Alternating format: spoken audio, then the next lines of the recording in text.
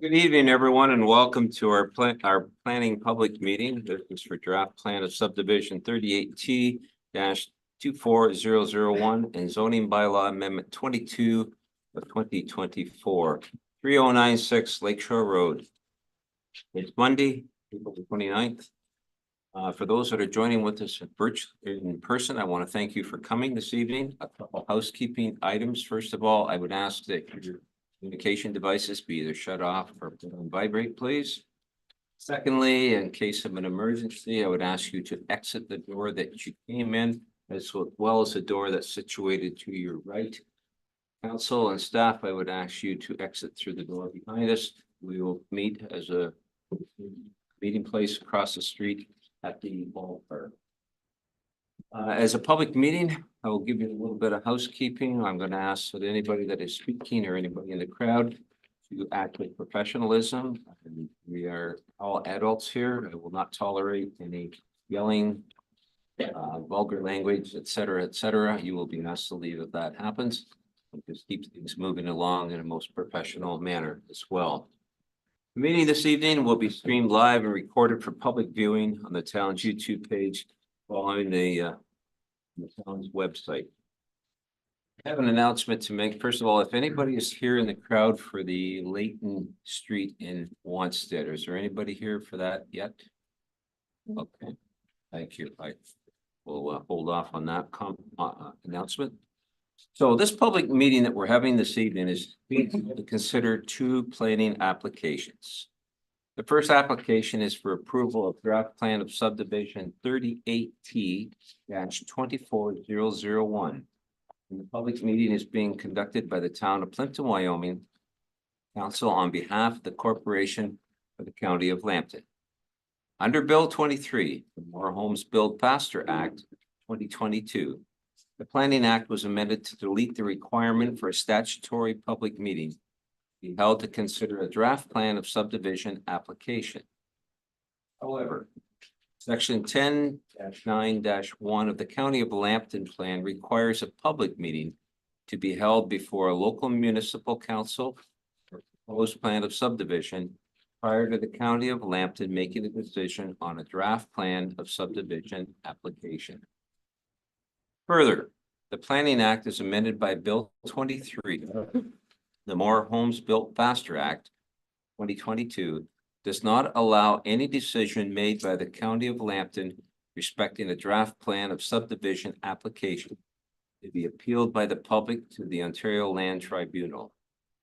Any comments received on the draft plan of subdivision application at this public meeting will be provided to the County of Lambton for its consideration before making a decision, and will be considered by this council before it makes a recommendation to the County of Lambton.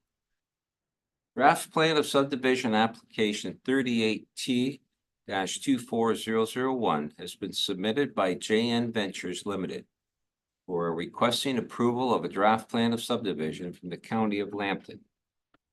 The lands subject on the application are known municipally as 3096 Lakeshore Road. They're located north of Lakeshore Road, south of Egremont Road, east of the Mandamin Road, and west of O'Brien Road.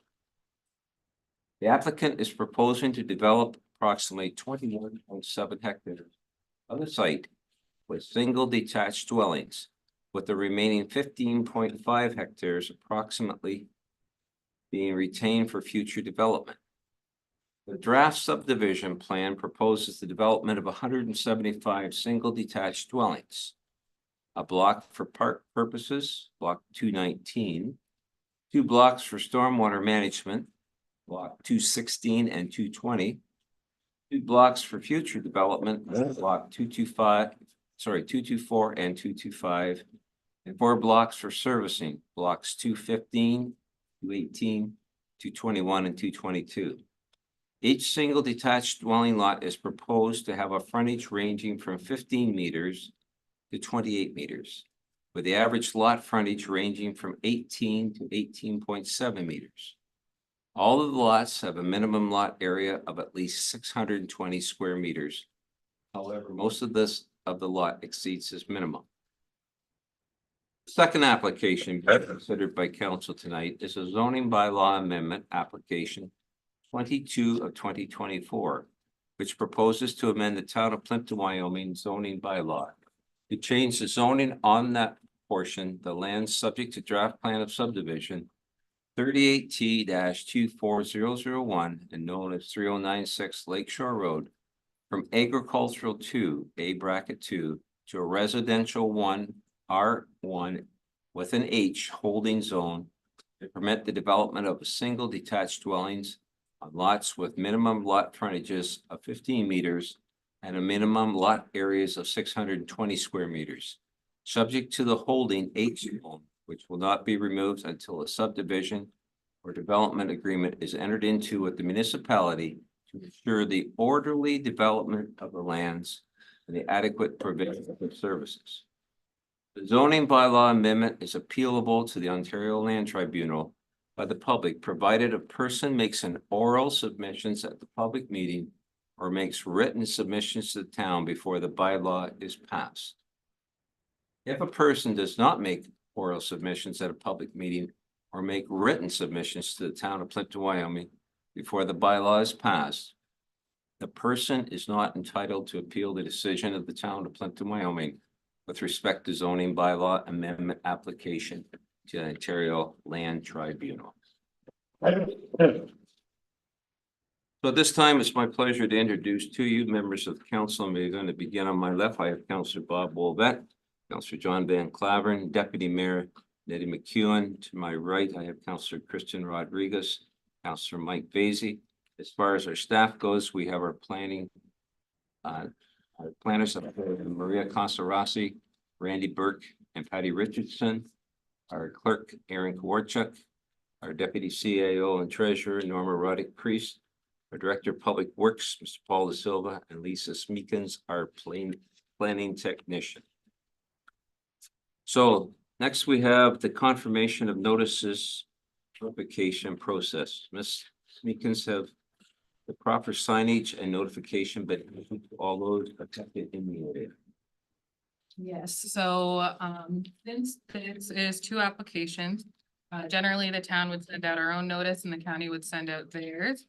But the notification radius was the same, and so was the time frame. So the county handled all of the notification. They can confirm. I got a message from Annette Major. It was included in the agenda to confirm the dates at which she sent the notice. And then a sign in relation to the subdivision, draft plan of subdivision was posted on site at March 27th. A sign in relation to the zoning bylaw amendment was posted on site on April 9th. On that day, I took pictures of the property to show that both signs were present at both the Agramont Road side as well as the Lakeshore Road side. And agencies prescribed under the Planning Act were also informed well in advance of the 20-day period. Thank you. All right, next council on the agenda is number 6.1. I have a motion by Councillor Wolvett, seconded by Councillor Van Claveren. That the report by Patty Richardson, Senior Planner, and Randy Burke, Planner, dated November 23rd, 2024, regarding the draft plan of subdivision application 38T-24001 and zoning bylaw amendment application 22 of 2024 be received. That motion is now on the table. I'll call for Ms. Richardson or Ms. Burke. I'm not sure who's taking lead. Ms. Burke, are you taking lead on this one? Yes, thank you, Your Worship. So as you mentioned, today we're discussing the development of the lands known as 3096 Lakeshore Road. They are subject to draft plan of subdivision as well as an accompanying zoning bylaw amendment. The property is located north of Lakeshore Road and east of Mandamin. It does have an area of approximately 37 hectares, but the developer at this time is looking to develop approximately 22 hectares, with the remainder 15 hectares being proposed for future development. So the future development blocks would be block 224 and block 225 here at the bottom. The property, so within the 22 hectares, we have, sorry, you can't see me there. We do have 175 single detached dwellings, a block 219, which would be for park purposes. Usually for a plan of subdivision, we do request 5% of the proposed development, although block 219 does not equal 5%. The balance of that will be through cash in lieu. With the close proximity to Lakeshore Community Park as well as Lamb-Repton Park kind of across the way, we feel that block 219 is sufficient for the development. There's also 2 stormwater management ponds, so block 216 and 220. And then there are actually 5 blocks proposed for servicing. There's block, sorry, I know I have them written, but I can't see the block 221, block 21, 222. Block 215 is right here, block 217 and block 218 is right there. So as for the designation of the lot, it is designated for development in both the County of Plympton official plan as well as the Town of Plympton-Wyoming official plan. In the County of Plympton official plan, it is designated urban settlement, and in the Town of Plympton-Wyoming official plan, it is designated Lakeshore residential, which do both permit low density development. In both of the plans, there is an overlaying designation of Lakeshore Development Area 1. This designation is based on the Ontario Land Tribunal decision to approve Official Plan Amendment 41. Official Plan Amendment 41 essentially is what placed the lands within the development designation in the Town of Plympton-Wyoming official plan. With that designation, it does include phasing into what can be developed at specific times. Notably, it does have a maximum of 140 lots that can be developed on the land before September 1st, 2029. After September 1st, 2029, an additional 65 lots can be developed on the property. The staff report did highlight the entirety of the Lakeshore development area, including how the phasing would immense, and that can be dealt with within the plan of subdivision as well. So just moving forward to the Town of Plympton-Wyoming, the Lakeshore residential designation. It is to note that that designation is kind of strictly low density development up to 12.5 hectares per residential hectare, or 12.5 units per residential hectare. With what is being proposed to be developed, that 22 hectares, it would result in a density of 8 hectares, which is well within the low density development permissions. Moving forward to servicing, the developer did provide a servicing report addressing both the sanitary and the water connections. In terms of the sanitary, it is a gravity sewer system which will connect to the existing pump station on Egremont Road. It is noted that that pump station will need to be updated and is a condition of the draft plan of subdivision. As for the water main connections, there are 2 connections on Egremont Road. I believe they are where the accesses are as well. And then there is a connection to the Lakeshore area water system that is on Lakeshore Road as well. And it is confirmed that there is capacity for the sanitary as well as the water will not impact the surrounding in terms of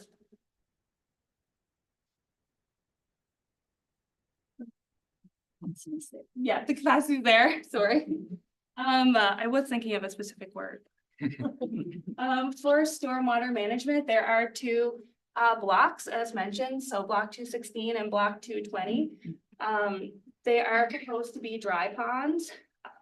So these stormwater will flow out of the ponds and will go into the pipes along Lakeshore Community Road into Arrow Road Drain. There are some updates requested on behalf of the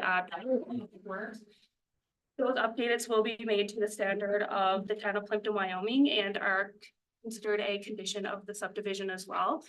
And through the subdivision agreement, nothing would be approved that wasn't to the town standards as well. It is also to note that the Arrowwood Drain does run across Egremont Road. It is proposed that those lots those be conveyed to the town, just a small portion of that drain, as well as the Arrow Road branch drain here will be along lots 9 to 14. There will be an easement put there so that there is access there as well for the town. And then moving forward to subdivision design, as mentioned, there is 2 road connections off of Egremont Road.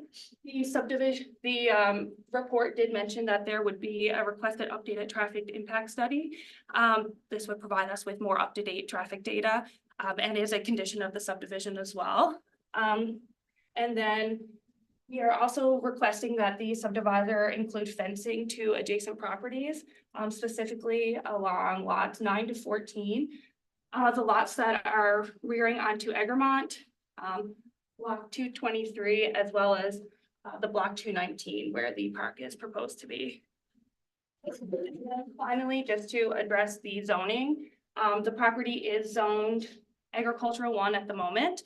The accompanying zoning bylaw would rezone the subject property, so it will rezone everything except for block 224 to be residential 1 with a holding symbol on that as well. All of the lots are proposed to have a area of a minimum of 620 square meters. The majority of them are larger than that, which is the provision of the R1, as well as the lot frontage are all in compliance with the R1 zone. And then the holding symbol would ensure orderly development in relation to the phasing for the Lakeshore development area policies, as well as servicing. There were also a number of comments addressed. Most of them did get into the staff report, but if there's any questions, then staff will do our best to answer those for you. Thank you, Ms. Burke. Just before we proceed on, I want to make sure everybody that's here, make sure you signed in this evening. Okay. All right, next we go to on the agenda is an overview of proposal by the applicant, Mr. Zantin. I understand he's joining with us virtually. Mr. Zantin, is there anything that you would add to that report of the planner? No, I think that was a good presentation, and at this point, I have nothing to add. Great, thank you. Okay, next, council, we have received, I believe, 7 letters from residents relating to this application, as well as one response, a copy of a response that was from Public Works back to one of the people that corresponded to us. We'll get into some presentations shortly, but first of all, I'm going to go to council and ask if you have any questions of either Ms. Burke, Ms. Richardson, or Mr. Zantin as we go along here. So beginning on my right, Councillor Vasey, do you have any questions or concerns that you'd like to bring up this time? Just a couple off the hop going through this. The sewage capacity is scaring me. That we had a subdivision on Fleming that we cut back in half until upgrades were done. So how can you explain why this one's going to be fine and that one's not? Mr. De Silva? Through your worship, this was hydraulically modeled with our master plan study. So pump station 2, which is the pump station in Lakeshore Road, is under capacity for this development, but it's a requirement as part of the draft plan that it gets increased to 50 liters per second. That was also modeled downstream, and it was deemed that it wouldn't have any downstream impacts whatsoever. And the actual the works can take all that? Right. I like the idea of the parkland hooking onto our park. How do we access it? It's in behind the houses. How do we get to the park?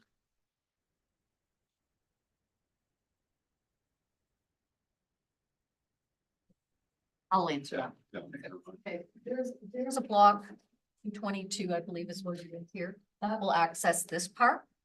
Okay, there's also another access that will go through block 219. These are easements for the storm sewers, but they can act as accesses to the park. Okay. Yep, thank you. That's all I have at this time. Thank you. Okay. Hear the rest. Counselor Rodriguez? Thank you. There's a lot of comments from the public, but I'll let them speak to their letters if they're all speaking here tonight. My question would be on the, so they did a partial land in lieu of cash for the park, and then the rest cash in Valley. So the that's getting put towards Lakeshore. Yeah, so that would be up to the municipality then to decide what to do. Right. And then the 5%, is it going to be designated to go towards improvements to Lakeshore or / Lamb Recton? That will be up to council and staff to decide where that money's going to go. Right. So does that, if I may defer to our previous conversation, I'm getting a lesson on if it's in an agreement or not, the money would have to stay in that community to benefit those parks. Is that something that would go in this agreement here? I would say that council, in conjunction with staff, when we're doing the subdivision agreement, we would calculate what the value of that 5% is, or 5% minus the land dedication. And then council, it's up to council and staff to decide how you spend that money. So you could, in the subdivision agreement, say, Yes. we would like this spent on Lakeshore Park. We see these upgrades happening as a result. Yes. And so my question is, do you do it at this stage or a stage down the road? It's usually done through the subdivision agreement. Which is down the road. I mean, but I will say if council wants to see at least that directed, it's something we can look at. I just hate to make it a condition of approval in case something changes and then we can't satisfy the condition of approval. So it's best to be on record that that's what you want, and then staff know when we get to that point with the subdivision to have that discussion with council. Well, that's, in my opinion, that's where it should go, but it's up to council as a whole. Yeah, for sure. I mean, when you're putting that many houses in a community and the park's right there, you're increasing capacity, Absolutely. then that park should also. Counselor, I have our treasurer has Oh, something to add to that as So well. the 5% parks fee is legislated to go to the 5% reserve fund. And then council will make that decision to move it back out and whatever works. So it sits in that 5% parks reserve. Yes, I understand that, but I also understand if we go to Blue Point Park.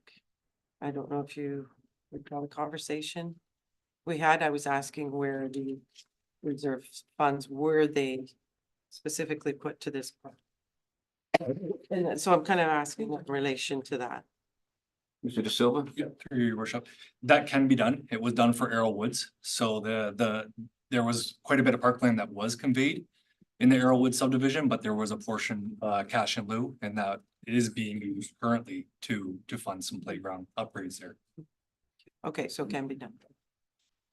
Thank you. Deputy? Yeah, and just to continue on that, like, that piece of parkland that we're being offered, I feel is not very valuable. We have a row of trees that's already delineating the boundary. And so to give us a triangular piece of property that's totally separate from the Lakeshore Community Park it's useless. So we may as well take that piece of land and do something else with it.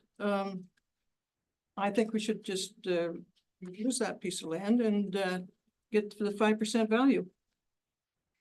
So having said that, I know it squares things off, but it's still, there's that row of trees there, so. We'll have to revamp it, and who's going to, at what cost? It's the town's cost to revamp that stuff. Holy mackerel. And then, what else was there? Somebody mentioned in a letter, dark skies. What does that mean? I didn't quite get that terminology. And if I have dark skies, it's usually a tornado coming or somebody's mad at me. What you, Richardson? When new subdivisions come, of course, in an area where there aren't a lot of streetlights, it's dark there. And And we put in streetlights and it changes a bit, but the streetlights that we have shine directly down. They're intended to direct the light down to the road, not in the whole community. I know I lived across from a streetlight for a long time and it blared. But now they put those heads on them and it makes a huge difference. But that's dark sky is kind of that concept, keeping the light focused. Thank you. Before you move on, I have Mr. Zanti that has his hand up for comment on that one. I believe, Brad, would that be it? Yes, just a point of clarification. We've gone through land titles absolute on these properties. And Councillor McEwen, you commented about the trees being on the property line or delegating the property line. Just to be clear, those trees on the south side or the north side of this land and the south side of what appears to be parkland are actually owned 100% without a doubt by JN Ventures Limited. That's all. Also, they're your trees. 100%, Good. all of them. Yep. Thank you. Anything else, Deputy? Yes, couple more things. It delineates corner lot visibility triangles on these property. So every house that's built on those corners, they're going to be built appropriately, not come back and have 10 variances coming to us after a while. The bylaw requires that they satisfy the site triangles when they're placed on the lot. Okay, Who comes to see the Committee of Adjustment is beyond our control. I got that, but this is going to definitely point out There is that a they have this. There is a provision in the zoning bylaw, yes. Okay. Mr. Vacy? Just on that, where the streets access, like onto Egremont, Mhm. the backyards don't fall into the site triangle. We've got that on Fleming. Yeah. So they put their fence up in their backyard. Yeah, right along here. When I'm here, Mhm. this guy's yard will block view. Okay, This guy, like I say, there's the triangles on here. okay. So we need to be cognizant. Especially going here and on Lakeshore that. Right. Okay, just to talk about that. Randy mentioned in the report that we're going to take a dedication of road for the width of the Egremont or the Errol Road drain. It's quite a big drain, as we all know. We're also going to take 3 more meters inside that for a maintenance easement along here, along the south side of the drain. So that sets us back quite a distance from the actual Egremont Road. So I don't think there's going to be a view obstruction getting out onto Egremont because of those things, because of the width of the drain and the 3 meter setback. So the fence will actually be 3 meters off the edge of the drain. So I think that will satisfy your concern there. Like I say, because when I go to Fleming, if I'm on my motorcycle, I am out On the, almost to the road. yeah, To see past, because like I say, we never thought about the backyards. yes, Where Lakeshore will have the same issue. Yeah. So just as long as we're cognizant. okay. I think as well, Mr. Richardson, you share with council that fence is going to be all used, be one of the same all the way across, so they won't have different types of fences there. I know that's was one of the concerns some of the residents have shared with us about looking at that. So we have said that that would be a condition of draft approval, that the developer's responsible for putting the fence up. So the fence will go up all in one swipe and will be uniform to a standard that's developed in the subdivision agreement. Rodriguez? I'm speaking to the fence, so putting a tree line up, would be a little bit more difficult than putting a fence up. And it's in relation to, because there are easements there for drainage. So you mean like a fence, a tree line inside the, okay, just to be clear. So a tree line inside the lots instead of a fence? Because of the drainage easements, would that be? Well, you know what, Elizabeth Cummings and I had a conversation about this whole thing and it's likely this drain will be cleaned out and maintained from Egremont Road. I mean, this land's vacant now, so we can go on it and clean it out. But once it's developed, I mean, we'll probably maintain it from this side. We just wanted to set the lots back from the edge of the drain, and if we have to go on that side of the drain, we have the ability to do that with a 3 meter dedication. And are we able to dedicate trees or require trees instead of a fence? Sorry. That's entirely up to council. It is.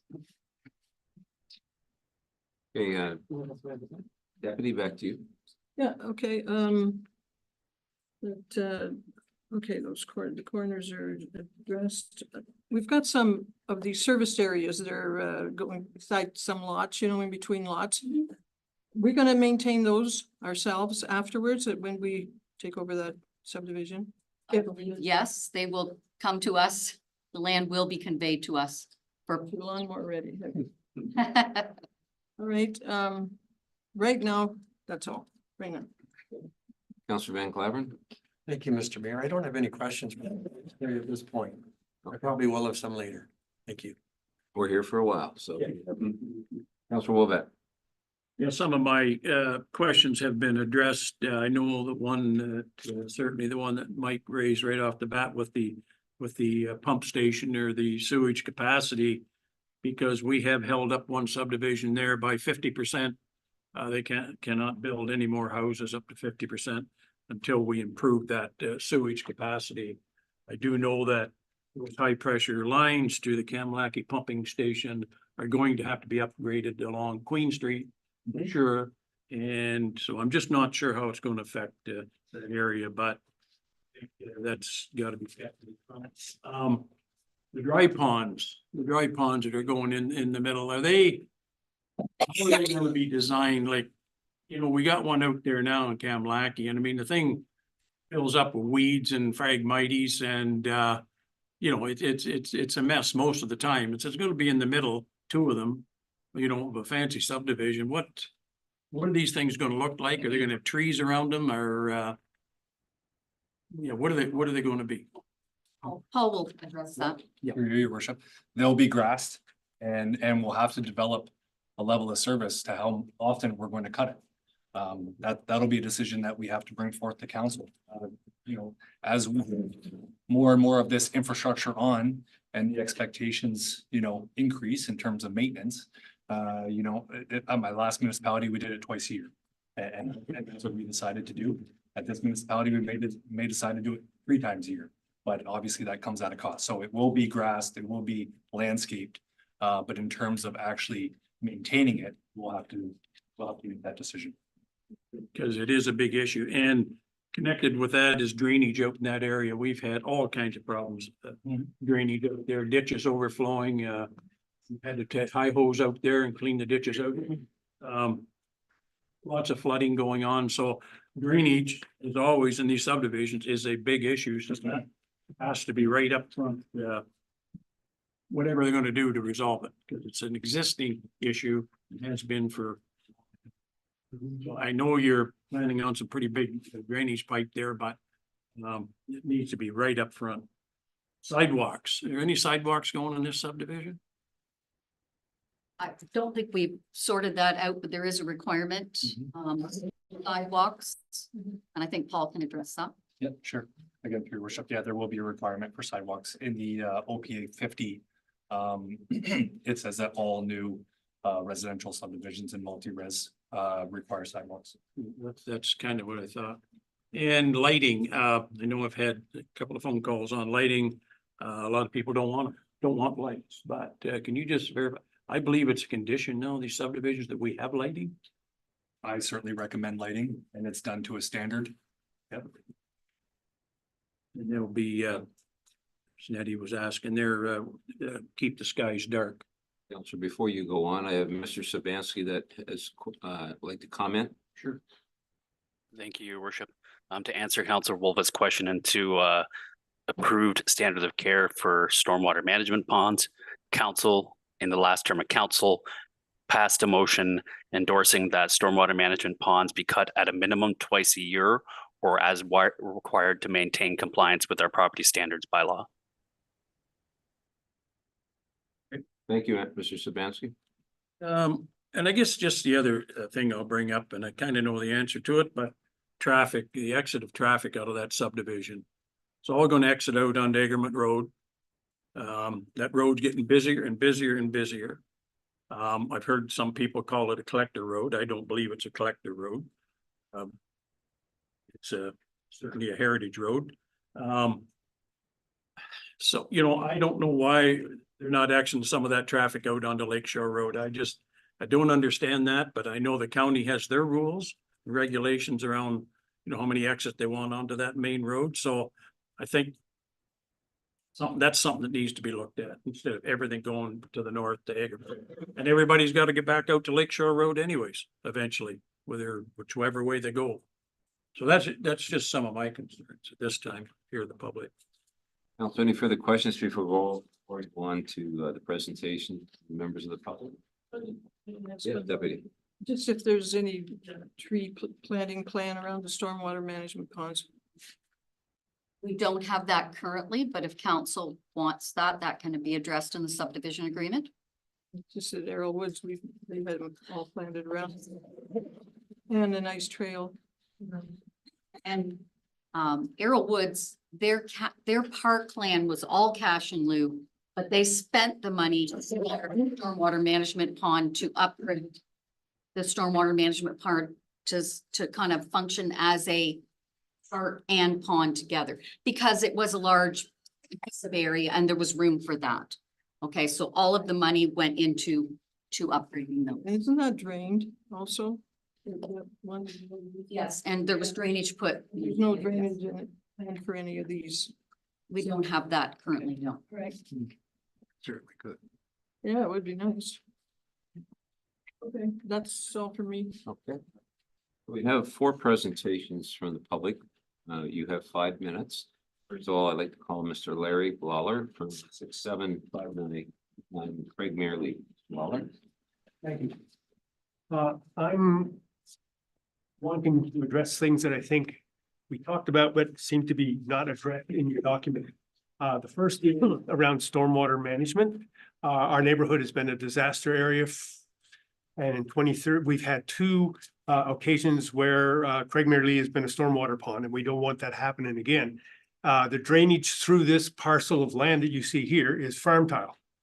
And it has a small part of it is a floodplain. And what I don't see in this document is that I'm sure this is going to be staged development, and the first stage should have stormwater pond in it that operates, because as soon as they start digging, there's no more drainage on that whole piece of land. It's all farm tile and they all come out to Egremont, to the Arrow drain. And the only ones that are working are towards the east side. And the ones on the west side, on the west side, the ones on the east side are not working at all. So you'll see, you can hear on an ongoing basis, 2 drains that are working. Yeah. So that's one of the things, and you know, it's not, I know I've had discussions, but it's not in here. And the question is, should be in here. And the other one is on the traffic. I guess I don't understand what a traffic study is going to do when it comes to a fully laid out subdivision. So if I do a traffic study, did one in 2021, I do another one in 2024, they're going to count cars, I'm assuming. And are they going to count the other 350 cars that are going to be here, that are going to go this way? The city might want to know what's happening at the corner of Mondawmin and Old Lakeshore, because you might need another roundabout to manage what's going to happen. And this address of this property is not Egremont Road, it's Lakeshore Road. It already has access. It has 1 or 2, one for sure. I recently heard that there's a second one. And on a regular basis, large farm equipment goes through there. So when you're thinking about traffic, you have 2 phases. One is a construction phase and one is a fully lined out residential phase. During the construction phase, for sure, all the heavy equipment should be coming in this from Lakeshore Road. Again, that's not considered here. So those are the 2 points I'd like to make tonight. Thank you, Mr. Lawler.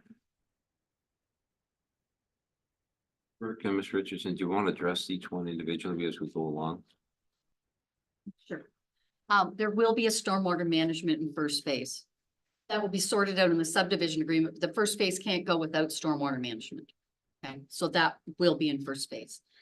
With respect, we haven't had a lot of conversation about during construction, but that makes sense to me that we would access off Lakeshore for all the construction equipment. That makes sense to me. Certainly something we can address in the subdivision agreement. It's where it would normally be addressed, is in the subdivision agreement. I mean, if council wants to make it a condition of draft approval, that's certainly fine too. Then we'll address, it will be put in the subdivision agreement, so the subdivider agrees to it. Right? So council does have that option. To put it as a condition that all construction equipment come off Lakeshore. Now, we'll have to address that access with the county at the time, but it certainly makes sense to me. Paul, Yeah, I agree. It makes sense to me as well. All right, anything further on that one? Yeah, if I can, just with we did ask them to update the traffic impact study to evaluate the levels of service utilizing new and up-to-date traffic information, because I think it's back from 2015. I will say that road is designated a collector road. Its intention is to move a volume of traffic. And if you look at the servicing, because it's all at Egremont Road in terms of phasing, it does make sense to start at that side. Pump station is there, the storm, the Arrow Road drain is there. In a perfect world, they probably would have started from Lakeshore side, right? If servicing was available there. But in this case, they have to start at the bottom. You know, everything rolls downhill in terms of gravity. So it makes sense to start at Egremont Road. Mr. Zanti, now I believe you have your hand up for a question or comment. Yes, excuse me, just very briefly on the accesses off Lakeshore. Again, I'm not sure I'm opposed to that. I just know when we got the 911 address for this property, the county was crystal clear that those are not actual access points that exist. They're just farm driveways. I'm not sure. So I'm just a little bit concerned that if we put that in as a condition here and then the county doesn't want to allow temporary traffic. So I'm not sure how we deal with that. It's first I heard about it, but I'm not sure that the address is really relevant to the property. if we put a condition on, we can say subject to the approval of the county of Lambton, and if the county of Lambton says no, then that's the end of it. And that's why we like to deal with it during the subdivision agreement, because it's not a condition of approval, it's a direction basically from council saying, this is what we want to see. And it will show up in the minutes and we'll follow through when the subdivision agreement is done. Councilor Rodriguez? So, Egremont Road. So are you saying Egremont is designed and can handle construction traffic for the next 3 to 5 years? Well, it's a road, it can handle traffic, and if construction traffic has to come that way, that's the way it's gonna come. Subdivider would have to maintain the road, and if it was damaged, he would have to repair it. Yeah, because I just know with development in my neighborhood, like they designated certain roads that they can go on because the other roads couldn't handle, weren't built for the traffic or the weight, right? Well, we only have 2 accesses, it's either Lakeshore or Egremont, and I'm hearing, Paul and I are both hearing that people would prefer it be Lakeshore, and if we can do that with the county, we will do that. Okay. It makes sense to me, it makes sense to Paul, and obviously I think council's in favor of that. So I guess my question was, is if they wouldn't allow it, then where Egremont Road is, then you would put conditions on that route road would have to be. if it was damaged, it would have to be repaired. We would go out and inspect it before construction started. Then we do a post-construction inspection, and whatever was damaged would have to be repaired by the subdivider. Our second speaker is going to be Mr. James Lusser of here from 3130 Douglas Street. I'm going to be speaking with James. We have similar box, if that's okay. So we have a tag team for 5 minutes. Tag team. Okay. Well, my name is James P. Lucier Jr. at 3130 Douglas Street. I filed a detailed comment for the record. I'll try to hit the high points. It seems that many people have hit the same high points that I've made, which is that this is a development which is off Lakeshore Road, and yet it has no access to Lakeshore Road. That makes absolutely no sense from a traffic standpoint going on to Egremont, going around that dangerous intersection with Egremont and Mandamin, and then all the way out. So traffic going to Sarnia, traffic going to the commercial areas, would all be going on Lakeshore anyway. So it makes no sense to do that. I would be very hopeful that we address the construction traffic too. Large amounts of construction traffic, again, coming down roads that were not designed for that purpose. So at a minimum, we would want to address construction. There is the nature of Egremont Road itself. It is a heritage road. The town plan, the county plan says that you should not have more than one access point in Egremont Road. I think ideally there should be none, but I would strongly recommend that this will consider a major point of access, a boulevard point of access, similar to Stony Creek on Lakeshore for the bulk of that traffic that will be going in the direction of Lakeshore. Then if you need a backup, then consider Lamrecton.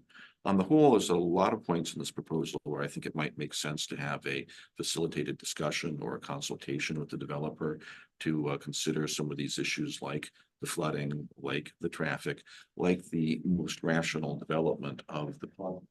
I do believe that the park proposal makes no sense here. I mean, the thing that you would want to do, I think, is to consolidate the land around the Lakeshore Park, make it support Lamrecton Park better, and focus efforts on developing those two parks together so they can provide better service to the community at large as well as to the people living there. And at this point, Elizabeth. Sure. I'm Elizabeth Bellavance, Mayor and Council. My husband and I put in a submission. I think you all have it. I don't know if you can put up the very last page or not.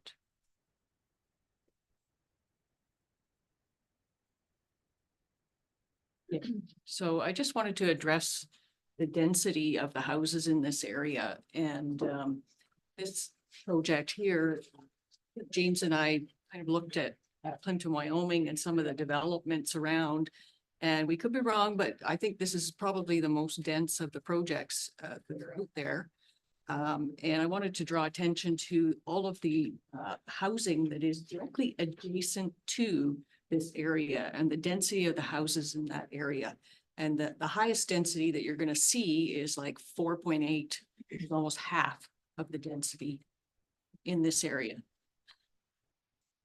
My understanding is that you don't have to agree to the highest 8.1. You can actually choose a lower number. The green space I had suggested, we had suggested perhaps some green space along Egremont Road, more of a buffer, and to try and keep that heritage feel to that road as well. I feel strongly that this access should come from Lakeshore Road. I found it confusing when the official plan was changed for 3096 Lakeshore Road. And suddenly this development was all about Egremont Road. Again, the commercial properties, everybody that's going to be leaving the subdivision is going to be going to left or right and needs to go that way anyway. So why not just funnel it onto Lakeshore right from the beginning?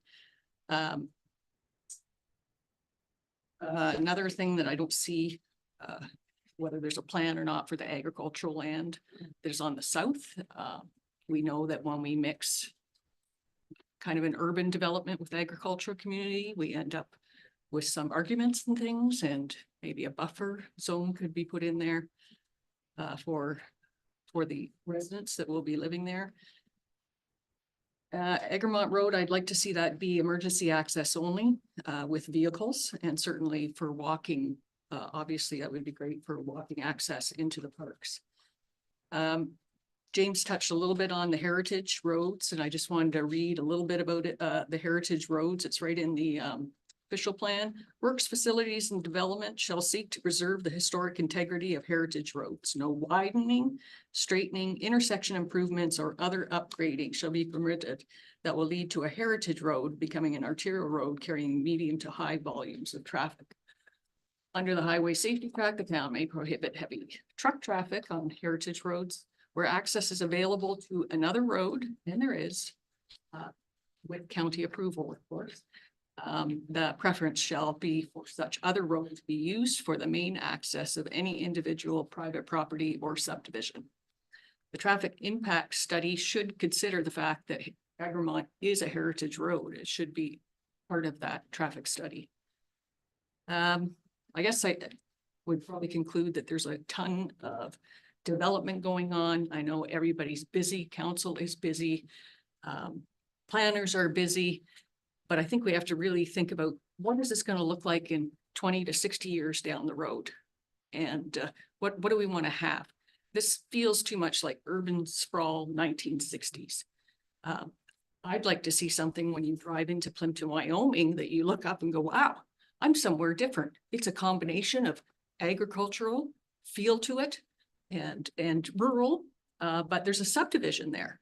And that's really, I think, what Brad, the developer, and the council should be looking at. Let's make something special as you're entering into Wyoming that makes people think, geez, I want to live in that community. It's very unique combination. Okay. If I could conclude, I'd just like to go on the record as strongly supporting rational development that beautifies the countryside and makes sense for the long term. And clearly, you've got a lot of potential development in other spots along Egremont Road. But my impression from reading the traffic studies and the water studies and the plan itself is that we're thinking all about putting a huge density development right there at that corner of Mondawmin and Egremont. And yet there's not a lot of thought about what comes next, what comes after that, 5 years, 10 years down the road. So I think that from a long-term view that takes constructive development of the whole region into account, you might want to reconsider this, especially the road access. But I would even also clarify a little bit about the nature of this development. Is it going to be all cookie cutter homes? Is it high end, low end, middle end? We don't know. Is there an artistic rendering of what the homes are going to look like? Any kind of design concept? And how will this development integrate with the rest of the community in a constructive way? It doesn't have to be the same as the rest of the community, but it should integrate well. Thank you very much, both of you. And our fourth presenter is Mr. Andre Lett. Andre, I believe you're joining us virtually. Thank you, Mr. Mayor. I appreciate the opportunity to listen in and to ask a couple of questions. I think others have relayed my question about traffic and congestion better than I could, so I'm pleased that has come out in this meeting. The other question I have is the pressure that it will put on Lamrecton Park and the beach specifically, given that I think one of the appealing selling points of those lots is the proximity to the water, and the only public access is Lamrecton, which we know is not a large beach. So we're going to add 175 homes in the first phase. The impact that that's going to have on that beach, I think, will be tremendous.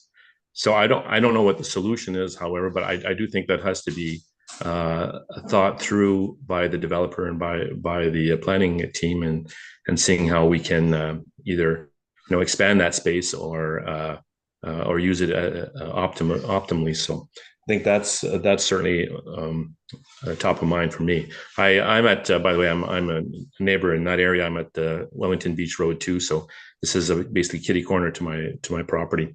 And the final thing is, given the number of homes, would it make sense that one of the lots be designated commercial for perhaps a development of a small retail convenience store or something like that? That would be zoned conveniently, so for someone to be able to establish a small business, a small convenience store there. What I have in mind is to serve the 175 homes in phase one of that property. And that's all I have, Mr. Mayor. Thank you. Thank you, Mr. Lett. Council, any further questions before we move on here? Yes, you have a question? So at this stage or at subdivision phase, do we address trees? Well, council can, again, you're recommending to the county of Lambton what it is you want to see. If there's something, okay, we do require street tree planting. Yes. Okay, so there'll be one tree planted per lot along the street line. If council wants something more than that, then I guess you need to tell us. Again, the subdivision agreement is a time when we work out all the details, but if there's something general that, you know, I'm not sure. Maybe you can tell me what it is you're after and we can. Well, I was going back to instead of the fencing, the tree buffer. If that can be addressed at subdivision and that's the appropriate time, that's fine. Is that something we get involved in though? And then the second thing was the Lakeshore Road access. Do we give you direction now or again, does that? Okay, first of all, with the trees, I would have you direct us now that instead of a wood fence, you would prefer a tree planting of some sort as the buffer. Okay. With regard to the access, that's a little more difficult because I'm not sure the county wants an access at this point. I think we will see one in the future when the balance of the land's developed. I'm quite sure there will be an access to Lakeshore Road and the county has indicated such. Well, more so for the construction. Oh, sure. If you'd like to direct that we address construction traffic through this, maybe part of this, you know, the conditions we've recommended. Just let me open this up for a second.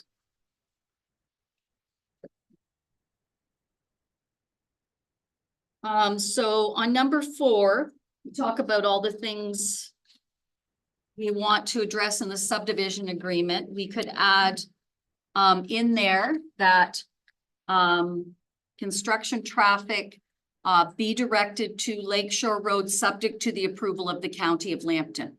We can add that as G if that's what council wishes.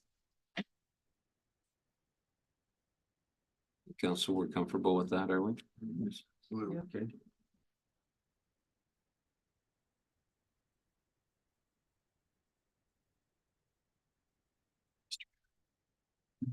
Council Wolfett? My thoughts on that are that not only the construction entrance, but the main exit point out of that subdivision. I know what Patty just said, maybe in the future, but I think that should be addressed early in the game. I just don't think all that traffic should exit out onto Egerman Road. So I understand what you're saying about the county, but I think maybe along Lakeshore Road, it's time the county starts to think about you know, being able to exit onto Lakeshore Road. That's all now becoming all a residential area. So it's not like it's some highway out and we have to worry about people coming onto it, but I think it should be addressed, not later, because you're talking years here. That was the point I was gonna make. This subdivision is not gonna develop 175 lots in a year. Let's be honest. It's probably gonna take 10. So maybe there's a point in this development where council says, now we need an access to Lakeshore Road. Maybe it's not right in the beginning, but maybe there's a number of units. Like, let's say, okay, so we've got 175 proposed here, and there is another block that could come forward for the total in 2029. So perhaps council in its recommendation to the county says, okay, at 100 lots developed, we would like an access to Lakeshore Road provided. Maybe something along that line to address that as the subdivision progresses. Yes, there's going to be more traffic on Egermount, and perhaps that's a point where council thinks it's appropriate to put an access in. The other thing I'm thinking about with that exit onto Lakeshore Road is I know we addressed some of these issues on King Street. King Street very clearly did not want a street access to Lakeshore Road. It would just be a super highway coming from Egerman all the way through to Lakeshore. So the design of the subdivision here, if I'm looking at it correctly, if we had an access showing where you got the exit up there, it could be a long road from Egerman to Lakeshore. So maybe the design of the subdivision, the road might change a little bit. In fact, if you had an exit onto Lakeshore Road, so that's got to be considered early in the game. And Design. sure. And just to address that, I think Paul hit on this when we were talking about servicing. The reason it's coming from Egermont south is because all the servicing's on Egremont Road. The only thing that's on Lakeshore is the Laws water line, and we are going to connect to that because we want a loop system. But all the servicing's up there. And so logically and economically, that's how subdivisions progress. We have to have access to our servicing. Okay, so just bear this in mind. And I mean, if you want to add a condition in, that at some point, and I don't know what that number is. Okay, I can't pull that out, but if, you know, okay, before we get to the maximum that's allowed under the official plan in 2029, that before that block goes forward, so that's block 225, before block 225 progresses, it will require an access to Lakeshore Road. You can make that a condition and it will follow through in the subdivision agreement with the developer. But again, remember, the county would have to approve that. So if the county doesn't approve it, then the condition's kind of null and void. But if that's what council wants, Well, just another comment and then I'll close it off. Not necessarily what the council wants, it's what the residents are. agreed. Hearing a common theme here tonight. The exit to Lakeshore Road, about traffic all going to Egremont and all having to come out to Lakeshore Road. It's a common theme that's what we're hearing here. So, you know, and it's gonna make a big difference on the design, maybe if this subdivision out onto Lakeshore Road. That's all I'm saying. So it's, I know in the end, we make the decision, but residents are also bringing this up too. You've heard it here tonight by several, and you've heard it from the developer. He's not totally opposed to that. So I think it should be in the discussion. Okay, it is in the discussion. Final discussion. I mean, I'm saying to council, if that's what council wants, then you need to put a condition in the draft approval that addresses that. And maybe your condition is based on a number of lots or when block 225 develop. I can't tell you what to put in, but if that is a big concern, then you need to address it in your conditions to the county. Now, the county has the final approval on whether that condition goes forward. And Paul and the planners here can have a discussion with the county on access to Lakeshore Road. But I think it needs to be a phased approach to it. Bearing in mind, the subdivision is not going to develop overnight with 175 units. It's going to take time. It's just the way subdivision, you know, there's only so many dwelling units that are constructed in Plympton-Wyoming in a year. Richardson, I'm gonna go to Mr. Zanting, who has his hand up. Zanting, comment? Yes, thank you. Just in respect to the road access to Lakeshore, this project has been in process for almost 13 years. The requirements have been to use a traffic study, the traffic work to be done to determine those requirements. That's been done. It's been peer reviewed. It's been done again. It's been peer reviewed again. And the new request is to be updated with additional traffic studies. Why do we have policies that say we need to do a traffic study and then we're going to turn around and say we're going to have a random number to require road access? It makes no sense then to do traffic studies to randomly require road access to Lakeshore when the traffic studies by the science or however traffic study work is done, which is peer reviewed by the municipal consultants paid for by JN Ventures. And then we think we're going to add a road access. It just makes no sense to me whatsoever. Okay, thank you for your comment. Councilor Rodriguez. Thank you. Well, going on the theme of roads, my question was for construction because I don't feel Egremont Road is designed or can handle the construction. So in that sense, I think it's important to try and figure out some sort of solution there. If it can't be worked out, we've already talked about it, said there could be conditions. So, but I also think it's important to note that in a sense, even though it's designated heritage road, it is a collector road, and collector roads are important instead of going right to an arterial road. such as Lakeshore, where you have higher speeds, volumes. So the whole point of collector roads is to slowly move that traffic and then have it merge into, we just did a whole lesson on this at a conference. So I understand the importance of it, and obviously it is going to increase traffic, there's no doubt about it, and we'll have to address that when it happens. But I'm more concerned about the condition of this road being left intact. Adding the buffer there for, keep that historical value. I also wanted to speak to the species that were noted in some of the letters to us, just quickly. There were a lot of species of concern that were identified from some of the neighbors, and I think that's amazing, and I do appreciate completely the value of the landscape we all live in and the need for a balance. Unfortunately, until we change some of the policies, we're kind of handcuffed here a little bit into what we can and cannot ask for in that sense. But if particularly the Butler's gardener snake was mentioned, and I didn't get to see a picture of one, but I think it's important, if you see those types of species at risk, that you go to that same Ontario website that was referenced in the letter to report any species of concern, which includes plants or creatures, small and large.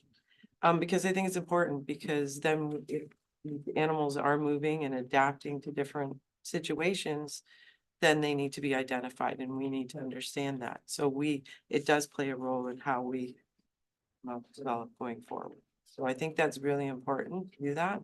When you do see these species, please let the Ontario government know through the Ontario.ca website, report your species. And that's all I have to say. Okay, thank you, Council. Anything further before we move along? Sarnia brought those out here. I think Sarnia brought those out here. No, they're clearly identified in this area. Yeah. And have been. Brought them out here. So, Council, going back to the original motion is to receive the report, which we've been talking about considerably here. It's a lot of good input, so I'll go back over it again. It's moved by Councilor Wolvett, seconded by Councilor Van Claveren, that the report by Patty Richardson, Senior Planner, and Randy Burke, Planner, dated April the 23rd, 2024, regarding the draft plan of subdivision application 38T 24001 and zoning bylaw amendment application 22 of 2024 be received. That's to get it to where we're at now, as long as everybody's clear on that. Call for the vote. All those in favor? Carried. I have a question now. Now we'll go into the other stuff. This was just to receive that. Going to ask when this is address this at the county, we'll be notified. Will we have any input at that point? Or we have to give all our information now ahead of time? Now we need to make recommendations to the county of Plympton. Now's your time to make those recommendations. Forever. Certainly when the county issues, if they issue draft approval, council will get a copy of the draft approval with conditions. And it'll be put on the agenda to bring as information for council. We may as well shut up then. Right? Well, of course, you have the right to appeal. Municipalities have the right to appeal the county. Public doesn't have a right, but Public does not. Does, yeah. Okay. We do. But you do. Okay, thanks. I thought we couldn't either. Right. Did something wrong? Government bodies, I think, have the right to appeal. Okay. So what we're gonna do now is go to 12.1 on your agenda, consideration of proposed applications. Okay. This is moved by Councilor Rodriguez, seconded by Councilor Van Claveren. Council recommend to the County of Lambton Subdivision Approval Authority that the draft plan of subdivision 38T 24001 be drafted subject to the conditions included in the report SR 24097 dated April 23rd, 2024. So this is where we can put in our inputs. Right?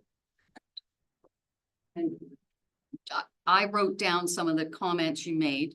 So on condition number 4, D, where it addresses fencing on lots 1 to 8, so along Egger Mount Road, I've made a note that we need to revise that condition for it to be a tree screen as opposed to a fence there. I think that was one of the things. No. that we have to- Yes, this is just what she's Just- offering up. I'm just You have to- saying what I've heard from council, just so we're, She's not saying it's a. and on, and then we would add a G in there if you guys want to. That construction traffic be directed to an access off Lakeshore Road, subject to approval of the County of Lambton. And there was one more Okay, that I had asked for about the parkland fees being dedicated to those parks in that community. okay, so that would be that I'm just trying to clarify Yeah. because in the end, I'm gonna probably have to write these and send them to the county. So condition 6 says that the subdivider convey block 219 to the town for park purposes and provide cash in lieu of parkland for the balance of the required parkland dedication. So do you want or do you want block 219? Or are you saying you want the cash in lieu directed to the upgrade of Lakeshore Park? Well, so either option can be offered, but I guess. How does that work if we don't take that little piece? And like what happens to, it just seems like, did those lots become bigger? Like. I would think the rear lot lines would extend back to the boundary of the park, yes. And there is already a tree buffer there that exists. It would be nice to make that into a nice micro tree. There, but, again, it's up to council. Yep. I just want to make sure that when we're adding that many people. And as the one gentleman addressed online, you know, we have the beach there as well as part of the park and addressing that increase, so. Make sure it goes right back into that community. And that would be at the direction of council. And Lakeshore. Yes. So Is it right across? Mr. Zanni, then I'm gonna go to Counselor Basie. We do need to keep this moving. Mr. Zanni? The block, yeah, sure. Block 219 came out of discussions with staff. And it's hard to see, but to the north of block 85, you can see where block 219 is a little bit smaller or narrower. And I'm not there, so I can't point that. Do we see that on the map? And what that's trying to do is to provide the trees that are there and the land that the trees that are there to be added into Lakeshore Community Park. That's the methodology behind that, why it got squared off. That I don't know if Adam can make any comments, but you know, the area north of lot 85 fundamentally covers the tree area and the land that the town mows between the trees and Lakeshore Community Park. Adam, did you have any comment on that one? Yes, I can agree with that discussion. So a number of years ago, when this started out, it was identified that the trees were on Mr. Zanting's land, and to take the trees instead of just taking a small strip. In discussions with Mr. Zanting's engineer, we determined that it'd be better to have a common length lot line and provide a triangular piece of land to the Lakeshore Park to expand the park boundaries. Thank you. So we're.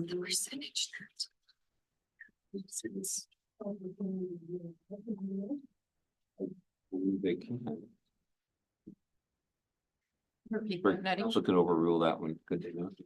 Sorry, Council could have their input on that one. Council can have input to anything. I was just looking through the report to see, so that block is only 0.23 hectares, block 219. So we need an additional 0.87 hectares. So there still will be, if we take cash in lieu for the balance, there still will be cash in lieu coming in to the town on this development. So we can take the land and take cash in lieu. We don't need that piece of property that is sort of useless on a triangular piece of property that really does us no good at all. On that Lakeshore Community Park. Again, council can. The cash would be much more useful. First thing they're gonna do is cut those trees down.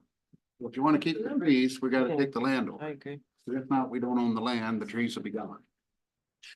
If we do trees along Egremont, it's gonna be 15 years before you guys see anything That's other than little trees. And there's nothing saying the trees will stay there, the trees are gonna live. If you want it to look good, the fence is gonna be the way to go. Even though we can't put trees in front of it, because then you're into the drainage, which we're trying to get the trees out of. I don't understand. You're talking about the Egremont. I'm talking. Talking about both. No, you're talking here, but if we don't take this land, they're just gonna cut the trees down. Well, let them cut the trees down, then they got no area to go to the park. There is a walkway through. There'll be a walkway through to There's a the. walkway. Yes, There's there's a a walkway through here, there's one through here. Yeah. I would like us to do the walk around like we did at Fleming. Can be done too. Money go towards that, and you've got a walking, we put a playground at each small one's there. And you still got the big park to do whatever you. I want to go back to those trees along Egremont. I think our drainage engineers recommended not doing that because we've had a lot of issues with that drain. And if, as Councillor Vaizey said, it's going to take 10 years for that to fill in. If we have a uniform fence along there, you know, there's been some concerns from residents about looking into other people's backyards. It's uniform, it's there. It'll be up before as we get going on it. That's just my own. And that's what staff has recommended to council in our recommendations, that it be a fence. I'm just trying to keep more trees for birds. Yeah. Yes, back row. Identify yourself. Tyler Struckett, I live at 3139 Egremont, right in the corner of block 222 and 223. The way I see it is our property will now have an access that'll be all vehicles coming in on one side and all people traffic through a park on the other. I don't know how we're gonna get along, if you know what I'm saying. I got 175 homes and that many people traveling through basically, which will be my backyard now. Not to mention the cars coming in. Traffic is a huge issue. I got 2 young kids and I'm already nervous for them going out on the road along there because it hasn't been taken care of, first of all. I've got stones this big at the end of my lane right now where the road's falling apart. And I think it's a big issue that we should try to take care of before we throw this there. Whether it's an access over to Lakeshore or we gotta come up with something different. And also, what is going on block 223, right beside our house, our property? What is going there? It's drainage service, but we'd like to know what will be done. Currently, will just be a grass boulevard on the road. And you're saying that there's gonna be a fence built there on our property line? We are proposing a fence here and here. And I have another question. Where are all these children going to school? You know, you gotta think, 350 kids, where our kids' classrooms are maxed at Arrow Village. Where are these kids going to school? You know, and having 350 cars access that one access, no one's gonna take the other access unless they live right there, which is barely any houses. They're all gonna turn on right here. Like, it's just. Majority of it, the way it's laid out with the roads, nobody's gonna come in at the east end, unless you live in that little cul-de-sac. It's gotta be living. It's gotta be Lakeshore, We're talking about 95% of the cars going. right beside our house. No, good point. Bell events, Thank you. Earlier tonight, I'll come back to you. earlier tonight, you hear everybody talking about all the problems that are out there already at Fleming, everything else. And I think it's because everything is being rushed through so quickly. And, you know, and I understand that staff, they're overwhelmed and they want this to be pushed through too. But I think there's plenty of concerns in the room here, and I know there's people that aren't here that are concerned as well. So Mayor, can I ask, does it ever happen where you can appoint a negotiator, a facilitator to go from the community with the developer? And would the developer be willing to meet with community members to alleviate some concerns? I'm not aware that it has happened. It probably has, but I'm not aware of that. probably done before we got to this stage. I don't know, I'm not aware of this happening. Neither am I. Mr. Zanting, do you want to comment on that one? Sure. Several years ago, we actually reached out and had a meeting at the old town hall with the community members. But again, regardless, certainly my door is always open. Many of you have my cell number. Certainly can get it from staff or I can give it to you now. Certainly open to talk, but this has been a long process, about 13 years to get here. Not sure how things proceed, but my door is always open. I have this lady in the corner. Please identify yourself. Hey, we live on 3187 Egmont, so the other end of these people here. Do you have a name Diane and last name? Williams. Okay, thank you. And we are very concerned about the drainage issues. And we're concerned about the traffic on that road. Because I understand these children come past our house on their bikes, there's people biking, all that road is getting quite busy. And to have the traffic from this housing estate come on Lakeshore Road is going to destroy it. Sorry, on Egmont Road, it should come from Lakeshore. There's no reason why it shouldn't. I have the lady in the back row and then you again, James. I'm Cindy Couch. I'm on the west side of Craigmere. I back on to the development. I'm against the development entirely. It's going to take away from the characters that I've enjoyed for decades, and aside from that, it is a huge flood zone. Lakeshore Road is 5 feet higher than Egremont. The natural flow of all the water is coming onto us. And for over 30 years, it has been flooding our basements, flooding our property with over a foot of standing water. And this is all at our expense of the people that get flooded out on a regular basis. And it's still not dealt with. We had a swale put in. I submitted a letter showing pictures of standing water on my property and the neighbors on each side of my property, as well as a development field, is huge underwater on the Egremont end. Where is all of this water going to go? And if your engineering fails, we're going to be the third lagoon. We're going to pay the price to fix our basements and deal with the flooding. Like nobody, you guys are talking about streetlights and trees. I'm talking about our basements getting destroyed on a regular basis. And I've been asked before, well, why don't you just move? Well, do you think that's going to solve the problem? I'm just going to pass it on to the next person. And I don't want to do that. I love my home. I want to stay where I am. But if you approve this development, at least give the surrounding property the courtesy of having a buffer. We want rows of evergreens so that we have that to look at instead of 175 homes. We used to look at cornfields and wheat fields and thoroughly enjoyed the sunsets. We're going to have all that taken away from us. And I need a compromise. If you're going to approve this, you must compromise and give us a buffer. All the perimeter neighbors that go around this property. And having an access to Egremont. Our community park often have events and children are running back and forth to the beach across the street. That's going to be such a danger for children. So if you're going to have a road access there, you're also going to need to put some kind of a safety crosswalk so that children are going to be safe crossing that street. And I would like a fence on the other side of the tree buffer to keep wanderers and pets out of our properties. And so that we can still enjoy our standard of living, which is privacy. That's why we bought where we are, for privacy. And it's going to be taken away.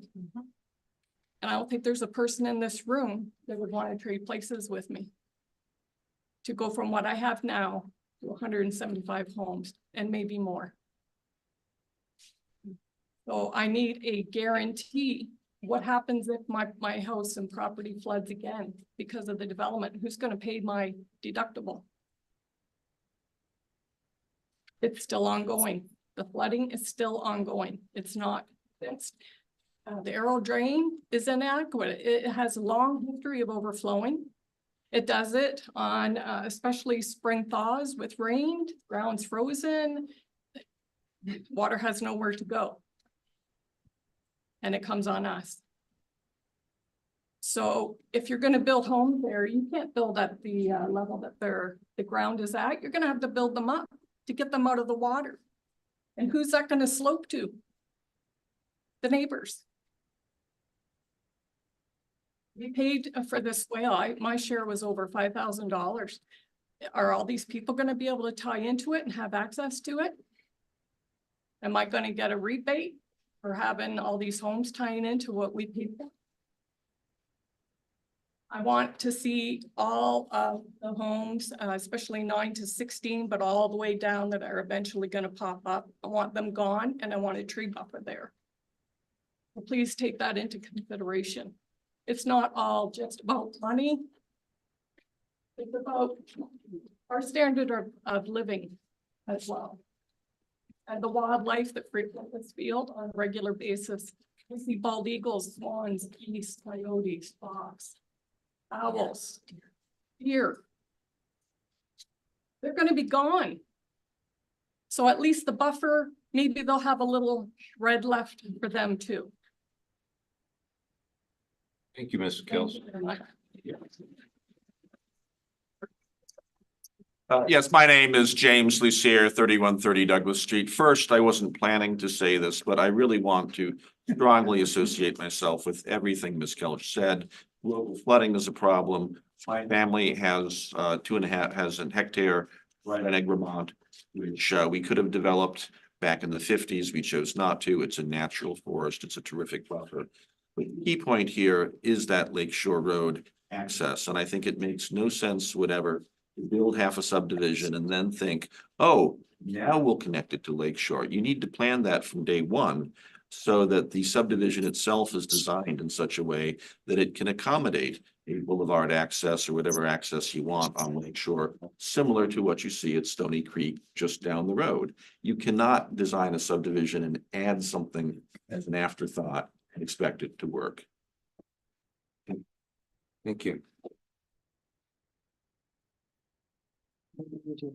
But it's, the drainage has been a big concern, and I don't think anybody's ever talked about the drainage in this whole thing. Besides the point that the drainage flows that way towards these Egremont, as these people are saying, and that the. Yes.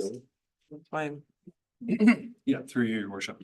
So the intent of the stormwater management is to capture all the water on site, not to shed it onto neighboring properties, to control it to a pre-development rate. So essentially, all that entire area is assessed into the aerial road drain, so they can legally access that drain.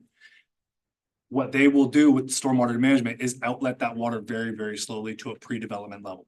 That's the intent, up to 100-year storm. And as you could imagine, theoretically, 100-year storm happens once every 100 years, and everyone's going to say, well, it's happening more frequently. And we agree, it is happening more frequently, but we're also updating our requirements all the time. So the models that we use for storm events are always being updated. So we're using the most up-to-date information. So the intensity, the frequency, and the duration is all a factor here, and it's going to have capacity to retain and slowly let go up to a 100-year event. So I just want to ease some concerns that the subdivision is going to create additional drainage problems. It's going to solve its own drainage problems. I disagree with that. It might look great on paper, but the reality is you guys can't control the water you got now. There's water sitting on the field. There's lakes around our property. I have pictures of it. I've submitted pictures too. And it comes right up Craigmere, filled the cul-de-sac because it's like a basin. It's lowered than Egremont. The ditch overflowed, Arrow Village ditch, or the Arrow Drain ditch overflowed and just filled Craigmere. Ms. Kelch and everybody else, you've had a chance to talk.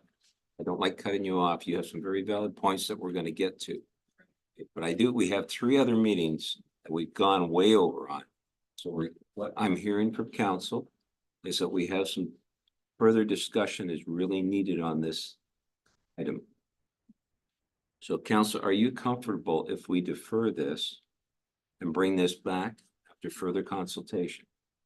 Yes. Ms. Richardson, that's permissible to do at this stage, is correct? Absolutely, but when you do that, could you provide us some direction on what you want further addressed? So that we can go away, address that and come back and talk to you. Okay, so in your motion to defer, give us some direction. Okay. We're gonna have the clerk fill that in as we discuss. As amended? I guess, Good. I think, sorry, your worship, I think Patty wants the reasons in the motion. I have the reasons in the minutes. Do you want them directly in the motion? I think in the motion is better. And we're all clear what staff's gonna go away and look at and bring back an additional report to council addressing the concerns expressed. Just to Lakeshore. All right, so number one is access to Lakeshore, correct? Council, are we good on that? And the main entrance in off of Lakeshore. Next, permanently or for construction? Both. Or we can address both. Oh, it'll be addressed. We need to talk to the county. Secondly, trees versus fence. Thinking the fence should be the one along Egremont. Mhm. Okay. I believe we talked about parking fee. Mhm. Okay. And I believe we need to address the water. That affects Craig Mayor Lee. Maybe look at that as well. Okay. What else are we looking for, council, on this? Can you please address the water that's around our property as well? I can provide any photos of the lake. Yeah, you're right beside, 39, 31, 39. adjoining 222 and 223 there, right on the corner. Right. how about we just say neighboring property, cover everybody? Thank you. Yes.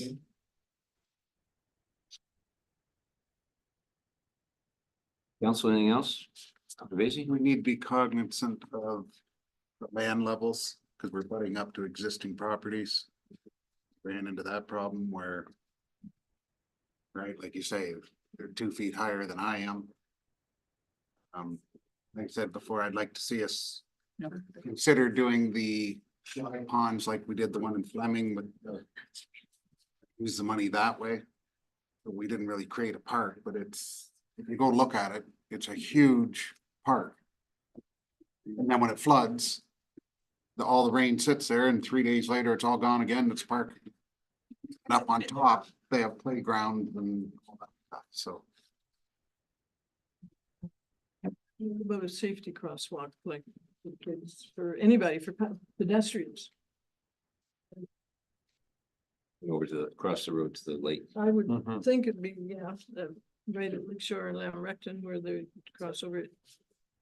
They'd probably like it to have it come out of that subdivision, but that's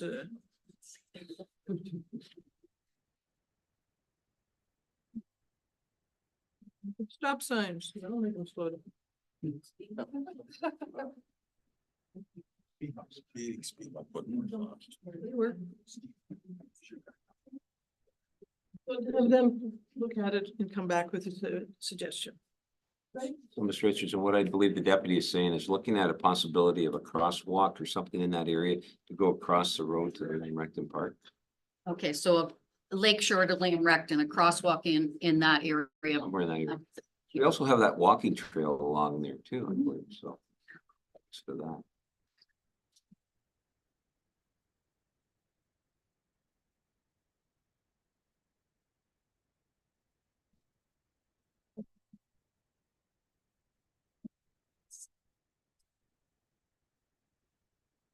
No, yes. Can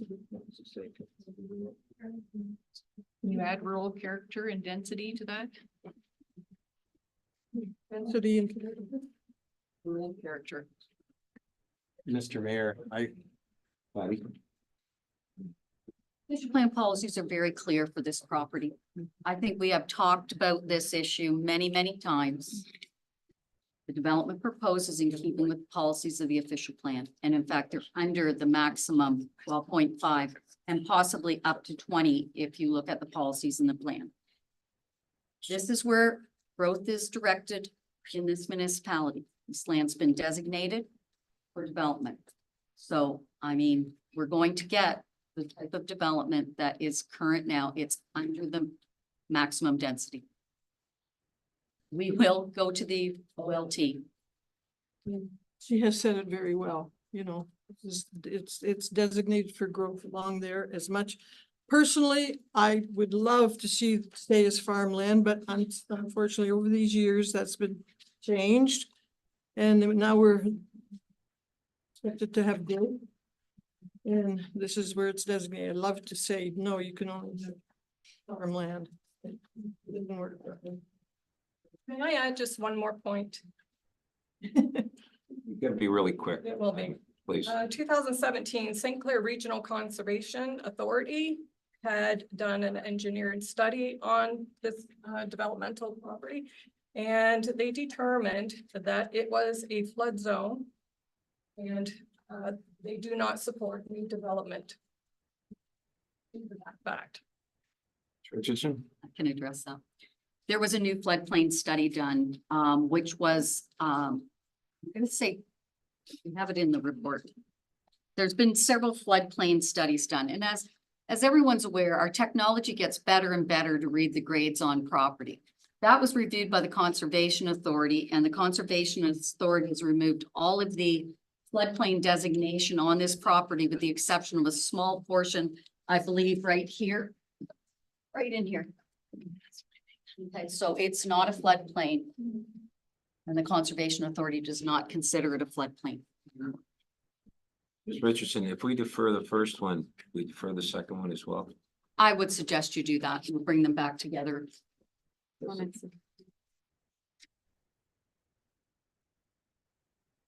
I'll give it my great, motion by Councillor Rodriguez, seconded by Councillor Van Claveren, that council deferred County of Lambton subdivision approval for draft plan of subdivision 38T 24001, subject to the following issues being further investigated.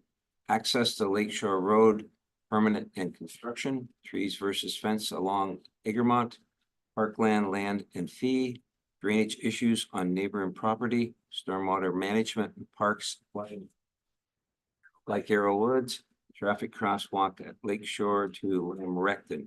This will give us an opportunity to further dig into it and developer can have his say on this as well.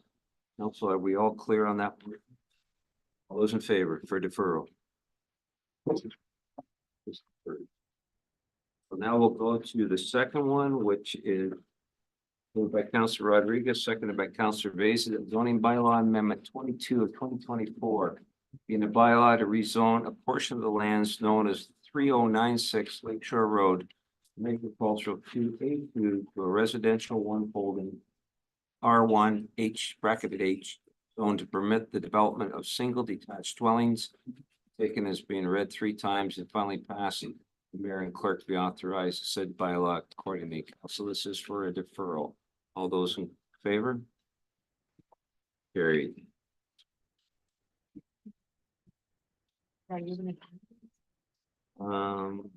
So a motion by Deputy Mayor McEwen, seconded by Councillor Vacy. This public meeting for this one be adjourned. All those in favor?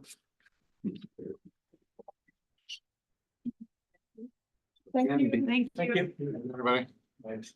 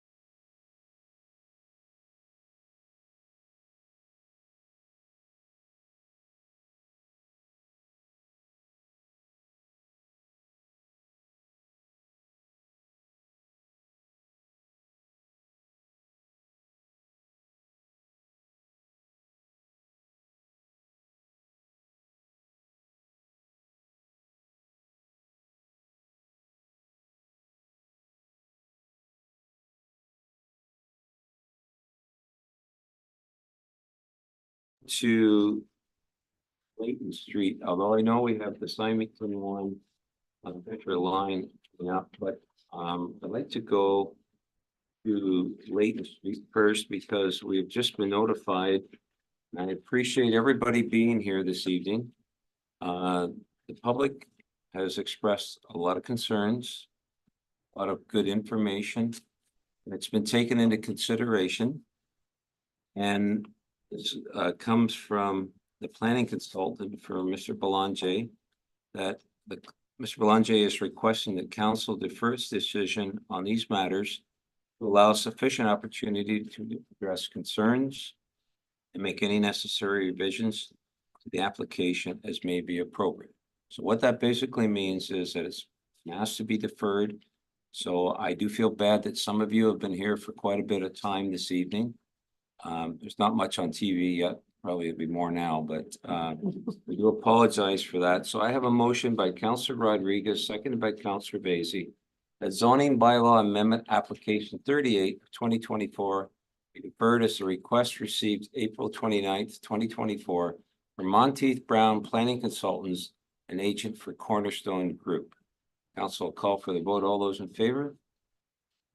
This one will be deferred, and all that information that public has submitted will be taken under consideration and addressed. So thank you very much for doing that. And it gives everybody the opportunity. Councillor Vacy?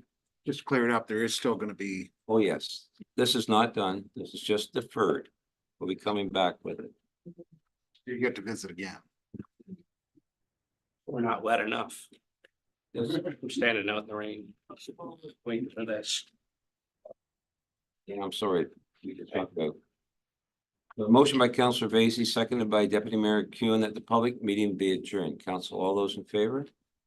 Those that are here, if you make sure you signed in before you leave so that you can get notification and we can be in contact with you. All those in favor? Carried. Thank you very much. Waste of time. Jesus. Yeah, trying to figure out our bullshit. We screwed up. It was.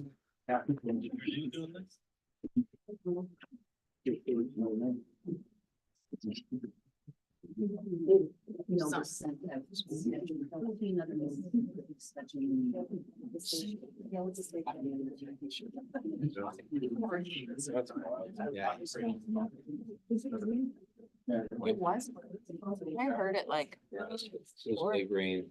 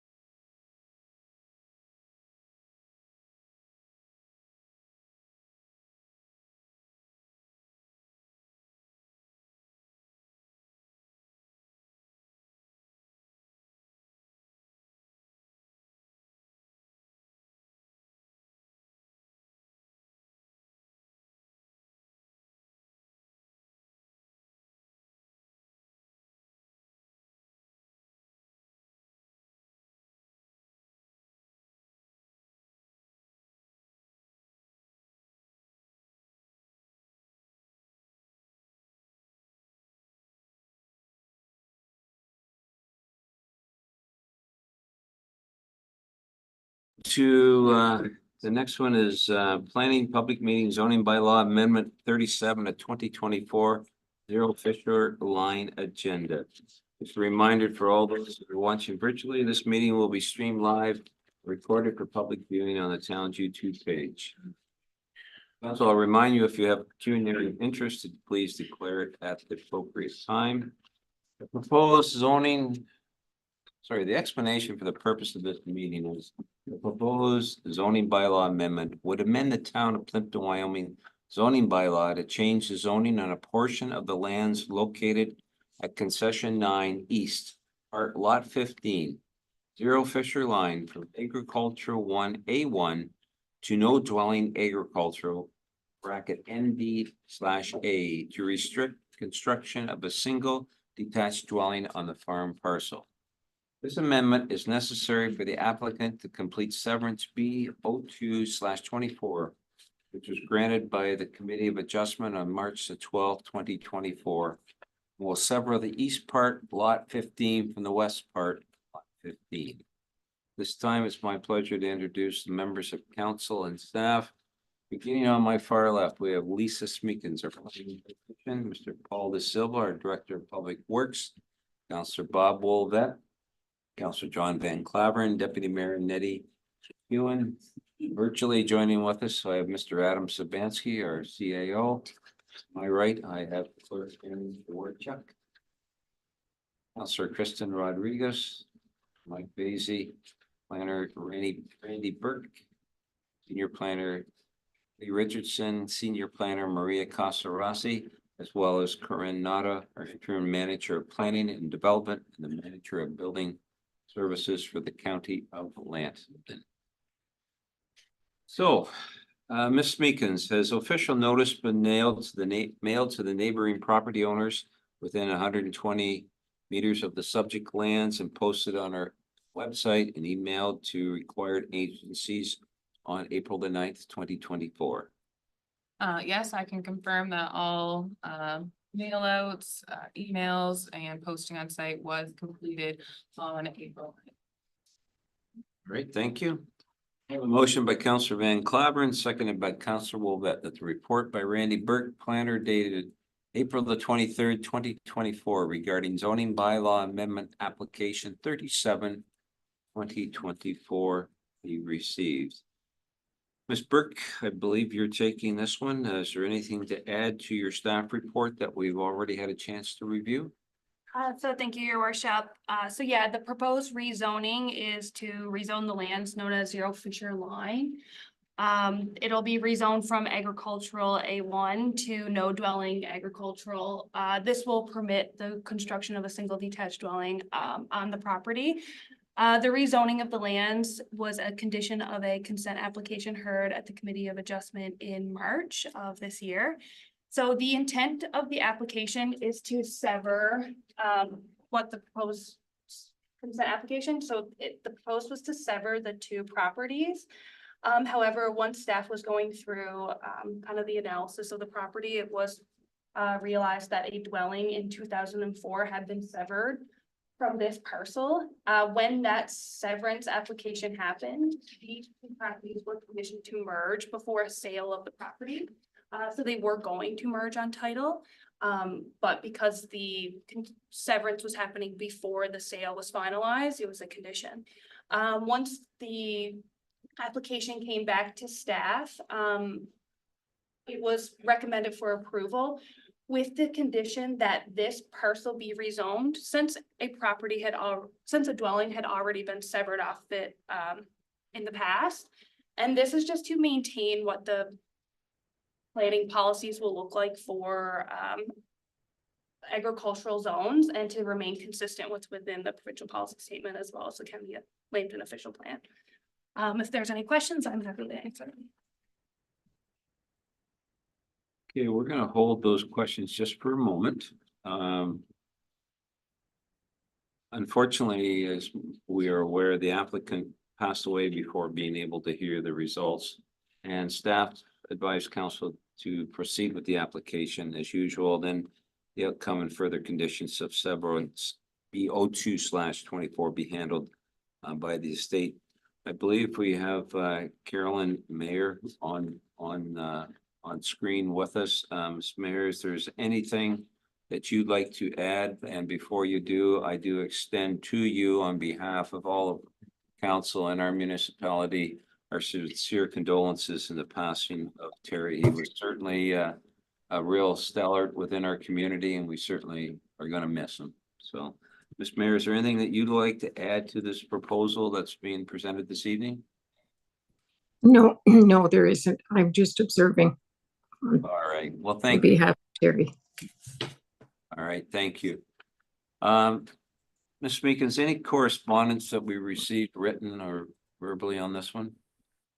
No, we did not receive any correspondence in relation to the application. All right. Thank you. Now, council, I'm going to go to you for any questions. Councilor Wolvett, you're first. Anything from you? Nothing from me, sir. Okay, thank you. Councilor Van Claveren.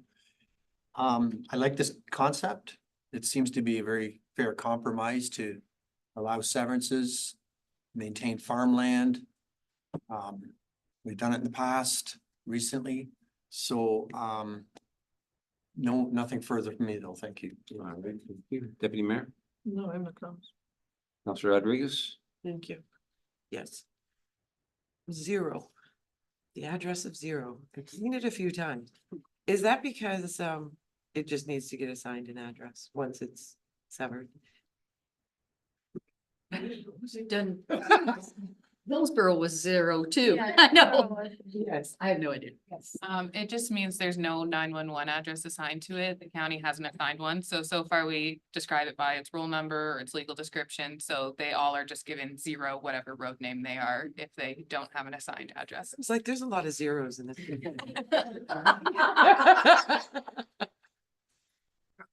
Councilor. Just one more, the severance. So, because we don't like to fragment our farmland, and the severed portion is not going to have a house built on it.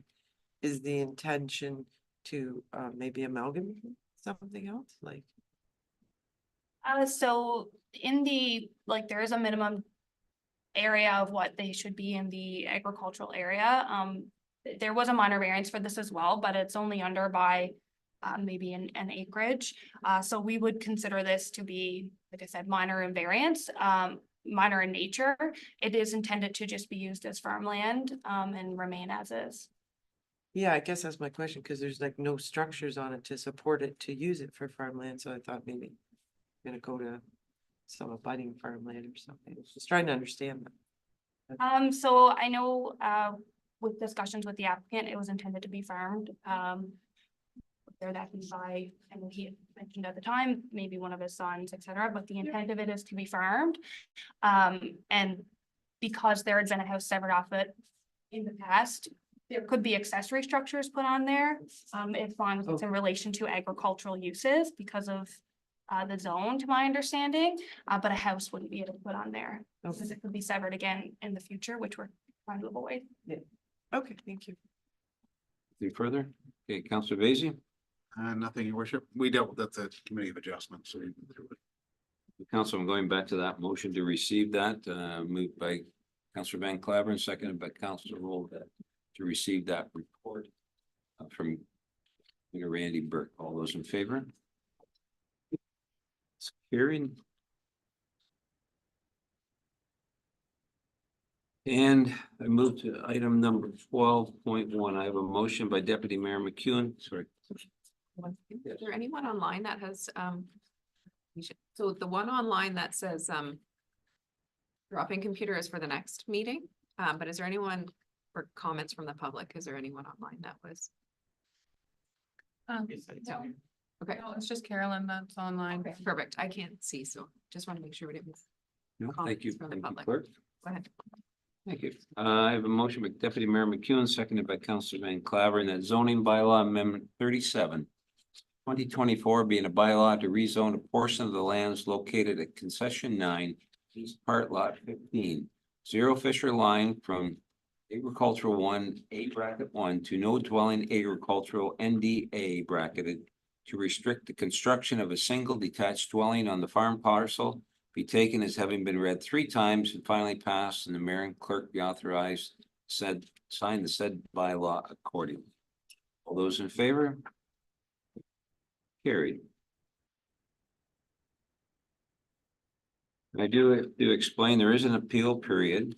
Applicant or any person or public body who made verbal presentations at a public meeting or provided written correspondence before the law was passed may appeal the council's passage of a zoning bylaw amendment to the Ontario Land Tribunal within 20 days from the date the notice of the passage of the bylaw is given. I have a motion by Councillor Basie, seconded by Councillor Rodriguez, that the public meeting be adjourned. All those in favor?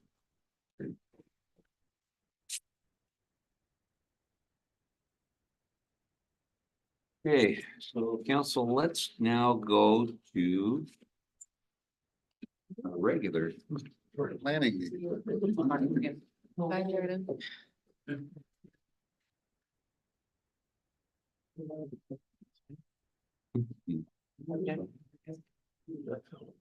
Hope so.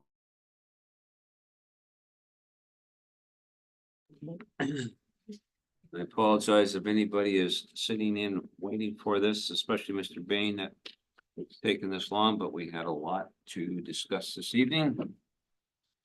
So I have just a reminder that this meeting is going to be streamed live and recorded for public viewing on the town's YouTube page using our link on the YouTube. We acknowledge that this land on which we are gathered today is part of the ancestral land of the Chippewa, Ottawa, and Potawatomi peoples, referred to collectively as the Anishinaabe. It is through the connection of the Anishinaabe with the spirit of the land, water, and air we recognize their unique cultures, traditions, and values. Together as treaty people, we have a shared responsibility to act with respect for the environment that sustains all life, protecting the future of those generations to come. Council, I would remind you, if you have a pecuniary interest, to declare it at the appropriate time. Clerk, any delegations this evening? None. Business arising from the previous. All right, let's go to 6.1. Moved by Councillor Wolvett, seconded by Councillor Van Claveren. A report by Patty Richardson, Senior Planner, dated April 23rd, 2024, respecting the execution of a subdivision agreement between the town 1714603 Ontario Incorporated and the allocation reserve sewage and water capacity to the development subject to the subdivision agreement be received, and that bylaw 48 of 2024 being the bylaw to execute a subdivision agreement between the town and 1714603 Ontario Incorporated be taken as having been read 3 times and passed, and the mayor and clerk be authorized to sign the said bylaw accordingly, and that council allocate the reserve sewage and water capacity to the development for 41 single detached dwelling units. Council, you've had an opportunity to read the report by Richardson. And Ms. Richardson, is there anything that you'd like to add to that report? Not at this time. I think the subdivision agreement's attached for council's review. I'll answer any questions you have. Great, thank you. Council, I'm going to begin with you if there's any questions. Councillor Van Claveren. Questions for me, sir? Deputy Mayor? Do have some questions. Okay. I went through that letter with Mr. Baines. And it's the time to address that. I would believe so. Yep. Okay, so. He wants to address the Somerville drain, so on number 3, that it remain respective for those costs for those different lots 13 to 16, 17 to 27. He wants that removed, correct? He wants the advisement to those property owners removed, Yes. just advising them that they could be subject to future costs for that drain. Okay, so that doesn't make any sense to me, because if there's something done on that drain, those property owners will have to pay, because they're assessed on it. So can't agree with removing that, okay? The phasing. He wants to have the phasing change from 5 years to 10 years. And considering, I don't know, there's 41, how many lots? 47? 41. 41. I don't think it makes any difference whether we have it 5 years. Why would we force him to finish that 41 lots in 5 years if it's not advancing? Okay, the phasing talks about if we get to 5 years, the municipality has the right to review the agreement, review the standards in the agreement to make sure things have not changed dramatically from what council agreed to allow to happen. Doesn't happen very often. It could, but 5 years is a good time frame. We're not forcing him to do all the phases in 5 years. That's up to him. He can do the second phase in 10 years if he wants, but we reserve the right to review the standards for it. Okay, that's very well explained. Okay. So then we'll leave it at 5. In my opinion, I'm not speaking for the rest of you. I know that, okay? I'm sure somebody will remind you of that anyway. Okay, the next one's the water fees. He wants to change them from 12 months after registration to issuing of occupancy permits. I think in the past, we have had these water and sewer fees paid at the time that a building permit was taken out, was applied for. So like they're not really using water or sewer services until they actually do build.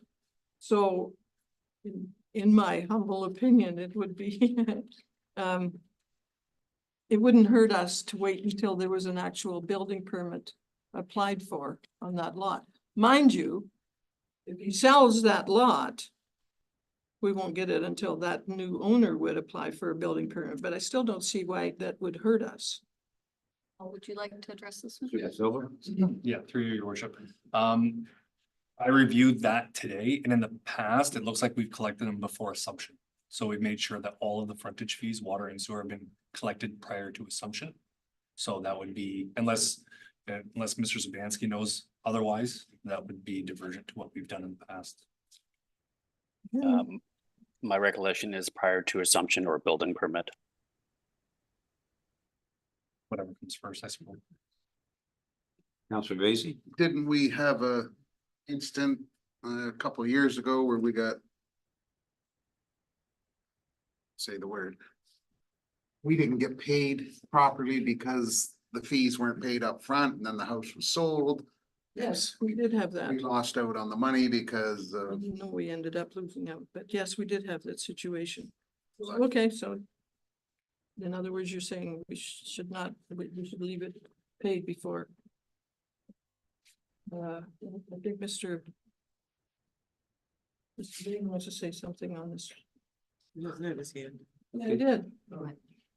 Just wondering if I could just jump in as you go, because I think that those fees, see, I'm reading that 41 lots have to be paid up front within a period of time. I think, at the rate of 12 sales per year, I got 41 lots sitting there. If I have all that money paid up front, I think it should be like you say, Deputy Mayor, at the time of building permit taken out, certainly you catch it at occupancy. Nobody can occupy a building unless you have those paid. That's the way my Egremont went, the 6 lots I did there. So we had no problems. It's better to wait until we have something built than me to pay this upfront money and pay 9.2% interest on it. Can we get the building officials, or director? Yes. Whatever you are now. We just need a clear condition. It doesn't matter to our team when it's collected with that regard, but I need to know when it's to be collected. So I know whether I'm issuing a permit and holding up an occupancy or whether I'm confirming frontage is paid prior to a permit issued. I like the occupancy. Yeah, through your, it's gonna be done in a phased approach, which means assumption will be done in a phased approach. So it would be phase one and phase two, so those fees would be due at assumption or building permit for phase one, and then subsequently again for phase two. So it wouldn't be 41 in that shot, it'd be whoever decided to phase it. Here, how much? It's half and half. 20 and. There's two phases. 25, 16. So the lots on, sorry, 25 and 60. Mr. Sabansky, you had your hand up? Our Director of Public Works handled it perfectly. Thank you. What he's here for. Okay, so that's the sanitary sewer fees will be probably handled the same way. You were questioning that also. Yes. Well, since you're going through all the questions, can I? Yes, you certainly can. Thank you.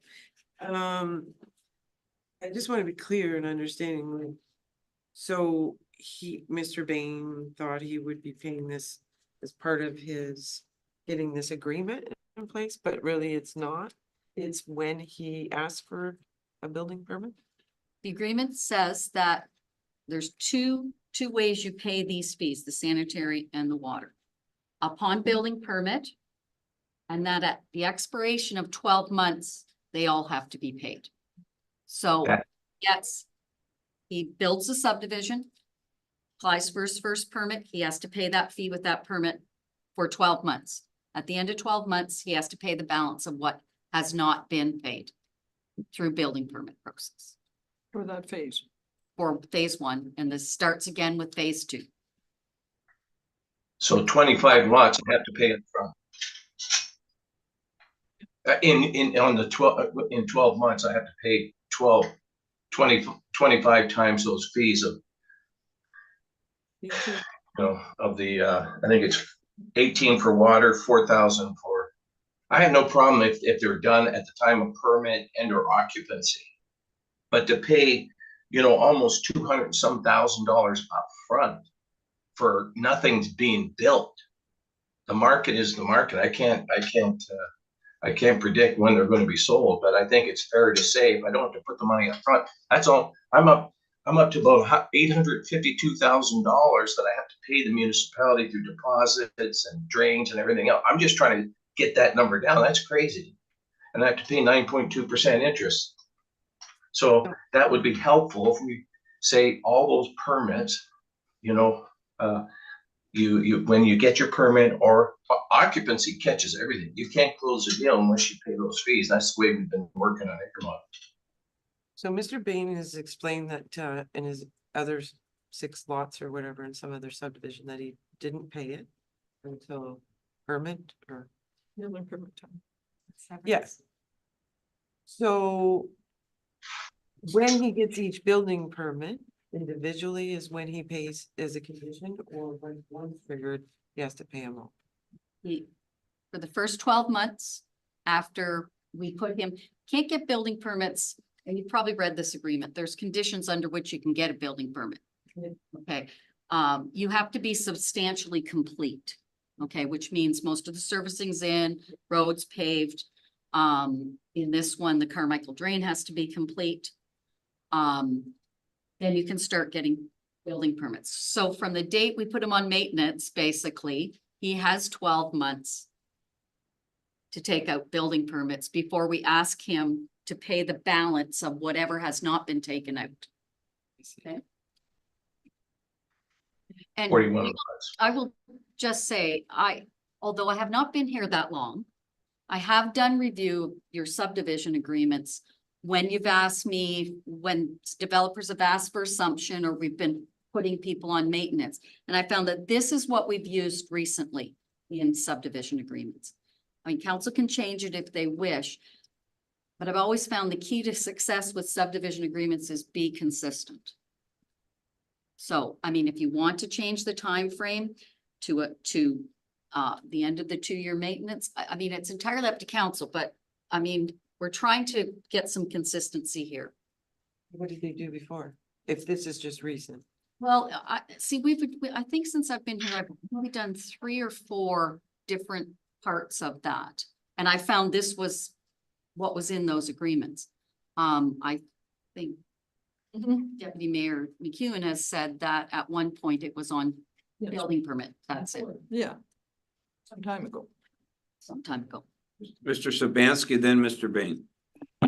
So my understanding is that when previous planning staff went through the subdivision agreements, probably the last round of agreements that council would have saw, they moved up that deadline from at the time of assumption for full payment of outstanding frontage fees to at the time of 1 year after the subdivision was put onto maintenance. So that's a 1 year difference.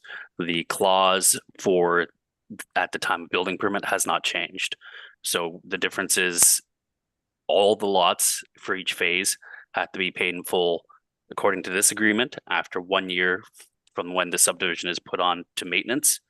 Whereas about 3 to 4 years ago, it would have been that all lots would have to have been paid in full prior to assumption, which is at minimum of 2 years from the maintenance period. Mr. Bain? Okay, so what you're still saying is I have to pay all these fees up front for 41 lots, even if they're sitting there vacant. And what I'm saying is, my experience on Egremont, I got caught with 4 houses. I had to carry for 2 years before I still got one left. So I was paying these fees on occupancy. Imagine 2 years carrying 4 houses, and that just about killed me. But I'm just saying, if I have to pay these fees up front, it creates hardship. I'm just thinking the most reasonable approach is upon occupancy. You caught it because you can't close the deal without occupancy. I don't believe it's the 41 that has to be. That was 20, That's it's I think in phases. It's in phases, I 25 believe. and then Correct, Ms. 60. Richardson? Correct. It's in phases. It's not Yeah, okay. one up front. It's 25 for the first phase. On issuance up until 12 months, and then they have to be paid in full for the 25. When we move to second phase, the same applies for the second phase. And that's what we've been doing for a The while. ones that I've reviewed, now I'm sure that you've done things differently in other older. Yeah, well, that was all. Mr. Sabansky has said that. So, I mean, council needs, if 12 months is not what you want, I mean, we can change it to the end of the maintenance period. We can put assumption. I just need some direction from council if you're not happy with the 12 months. Okay, Councilor Rodriguez? And this developer, obviously, because he's, it's not good times right now. Did he change it to 3 phases and then stagger his payments that way? Well, he could, but I think servicing wise, he's laid it out so it makes sense from a servicing perspective. That's usually how phases are determined. I was just trying to make it easier. But compromise without losing our consistency. Just for clarification, I believe that's the lots were done through consent. Previously. Yeah, so that triggered a different time of payment. That was 2 years because you have 2 years to complete the conditions. So that's like a separate precedence. And I also just wanted to bring up that, yeah, whatever you decide today could set precedence for every Right, without subdivision doing that, agreement. yeah. Because as Patty said, trying to keep it consistent so that everyone's got the same thing happening and the same treatment. You just mindful. Okay, but he questioned it, so that's what I'm bringing it to. Yep, no, that's fine. You keep Oh. going. You're on a roll. Am I on a roll? Okay. So I guess, I think he wants to speak. Mr. to it. Bain, I'm sorry, I didn't see you on the screen there. Just one point. As it turns out, after figuring out all these costs, one thing or another, and I know I've asked for phasing, but when I do 25 lots, my cost to break even is $225,000 per lot. That lots are selling for 165 to 185. I'll lose $1.2 million. So I think I have to move on doing all 41 lots, which gets that price down of servicing per lot down to about 185. So I don't lose as much money. But the point on this is, it doesn't make, I'm from a developer. I'm not even a developer. I had to develop land to try and get some lots as a builder.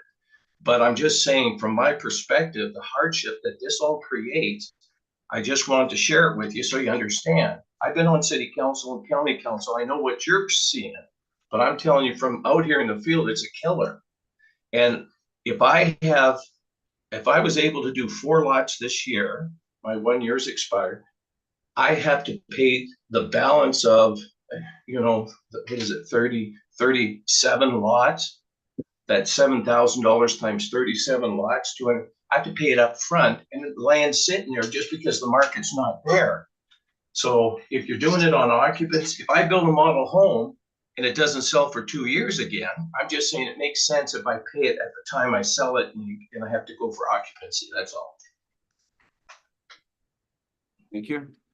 Okay, Deputy? So do I just keep on going and do we give him an answer? Well, I think we should probably give him an answer on this one. It's not fair to go on. Clerk? Just to clarify, it's separated into 2 sections, correct? 2 phases currently under the agreement. I think, Mr. Bain, you keep going back to the 41 together for that 6,000. I think what planning staff is including is that it's the 25 first. And then if you don't start the second phase, not until that next period happens. So you would have. I understand that, but even take 7,000 times 25. For sure. A counselor just said they were concerned because you kept going back to 41. They wanted to make sure that it was clear that what planning is included in there was that it is 2 separate chunks. So they just want a clarification on that. Thank you, but I think I have to do the 41 all at once.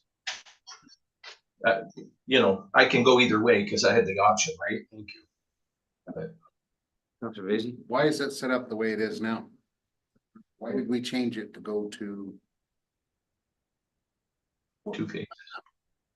Like what I think what disadvantage is it not to do what he's suggesting? Obviously, we did it for a reason. Well, maybe Mr. Sabansky can give us some history on that.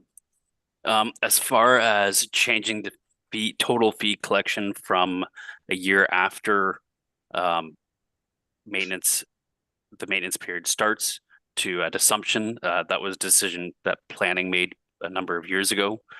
As far as the collection at the time of permit versus occupation, we generally don't. We avoid like the plague collecting anything at occupancy, and the reason for that is it's tougher to enforce and ensure we're getting our money. So if we do not have our fees in place, we do not release a building permit. Whereas when you have an occupancy, there's people who are waiting to move in. It's the last step of the housing transaction, which puts pressure on us.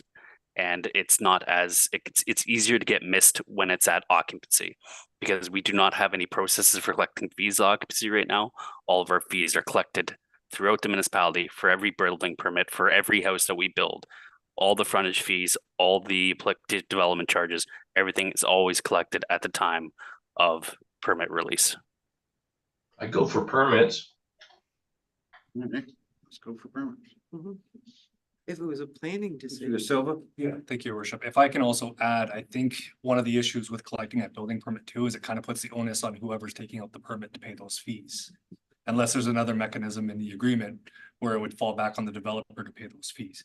So let's say the subdivision got constructed and all the servicing went in, and then 5 years later, somebody pulls out a building permit. If it's conditioned on that, they'll be paying $7,000 or $6,000 in frontage fees. Right. From my previous time in planning, I think that was or in finance, I think that was a lot of it, because most of subdivisions, it was handled through the subdivision agreement. So when a new buyer bought it, they didn't have that fee added on. So when there was a subdivision where that was missed, it made it a lot more complicated when people were getting their building permits because they came in to get their water meter. They thought their house was ready to go, and they got this fee slapped on that they thought should have been handled by the developer significantly before that. So it's to keep the onus on the developer rather than on the future property owner. So it sounds like it's gonna stay the way it is. End up, okay. So, can I go on? Yeah, go on. Then he would like to see the remove seating of the boulevard. Why? Well, because if I could answer that, imagine 25 lots sitting there, maybe I've got 2 or 3 sold. There's work to be done, we grade everything. But when the building permit's taken out, all the boulevards are gonna get wrecked again. And it says seed or sod, but it just doesn't make sense to grass a boulevard when there's a lot sitting there vacant. That's all.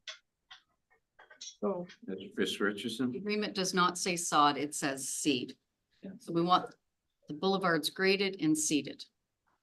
If it gets wrecked when the next house is constructed, they have to fix it. So I guess you're gonna see the boulevards. And next thing is the Carmichael Drain, pay you the fees for it. But you want to change from prior to execution to upon completion of the Carmichael Drain.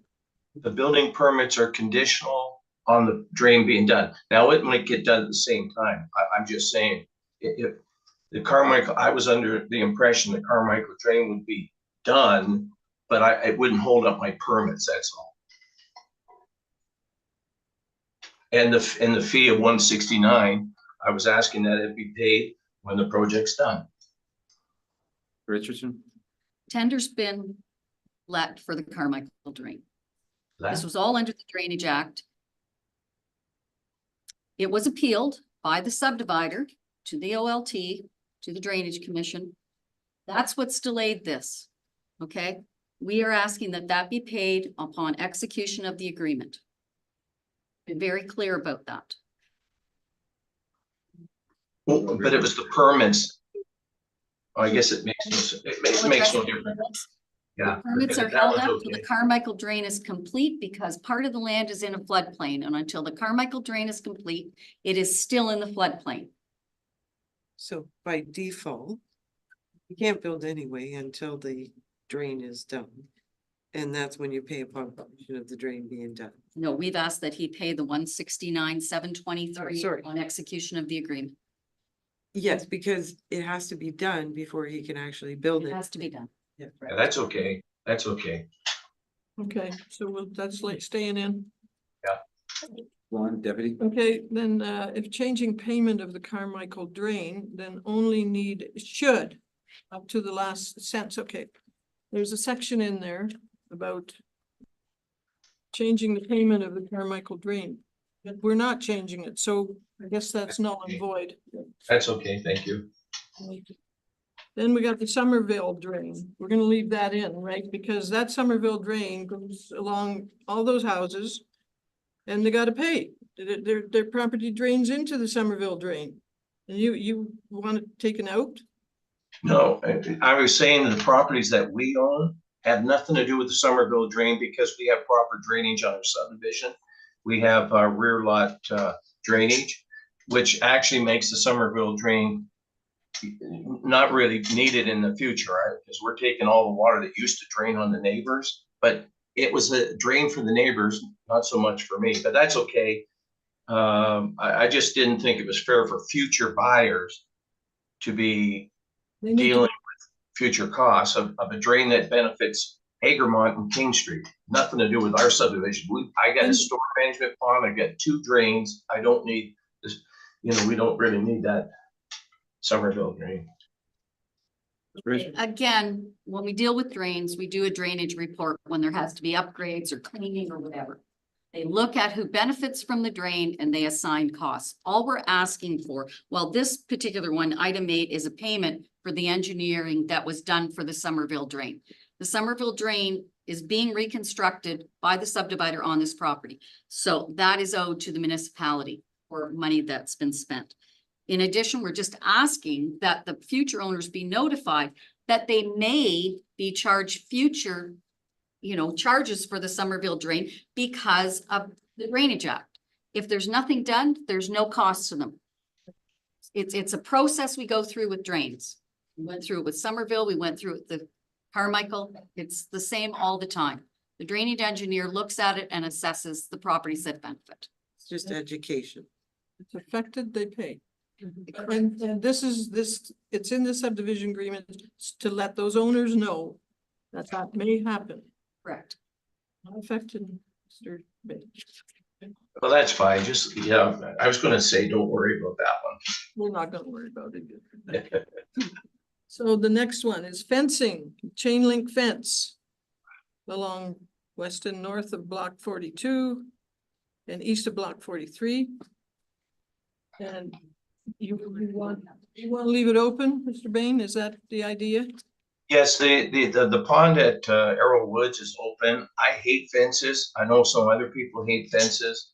I also got, I understand I have to fence the woodlot in. I know the neighbors enjoy the woodlot. They have trails in there. They have bonfires. I know one counselor even wanted to take the woods over for park.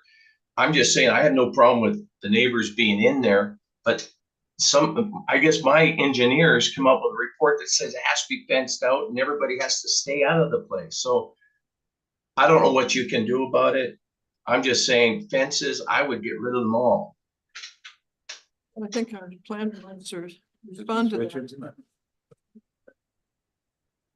Okay, well, there's a woodlot on this property. It was there when this development was submitted. As a requirement from both the Conservation Authority and our own OP, we had to assess the woodlot. There was an environmental report done which outlined what needed to be done to preserve the woodlot. It's a condition of approval in the conditions of approval from the county. It's subject to review by the St. Clair Region Conservation Authority. I have a clearance letter from the Conservation Authority on those conditions that says all of these things that relate to the fencing, the woodlot preservation, that it has to be with lot 4, all need to be in the subdivision agreement. If it's not in the subdivision agreement, the condition can't be cleared. The subdivision can't proceed. Well, that makes it pretty clear.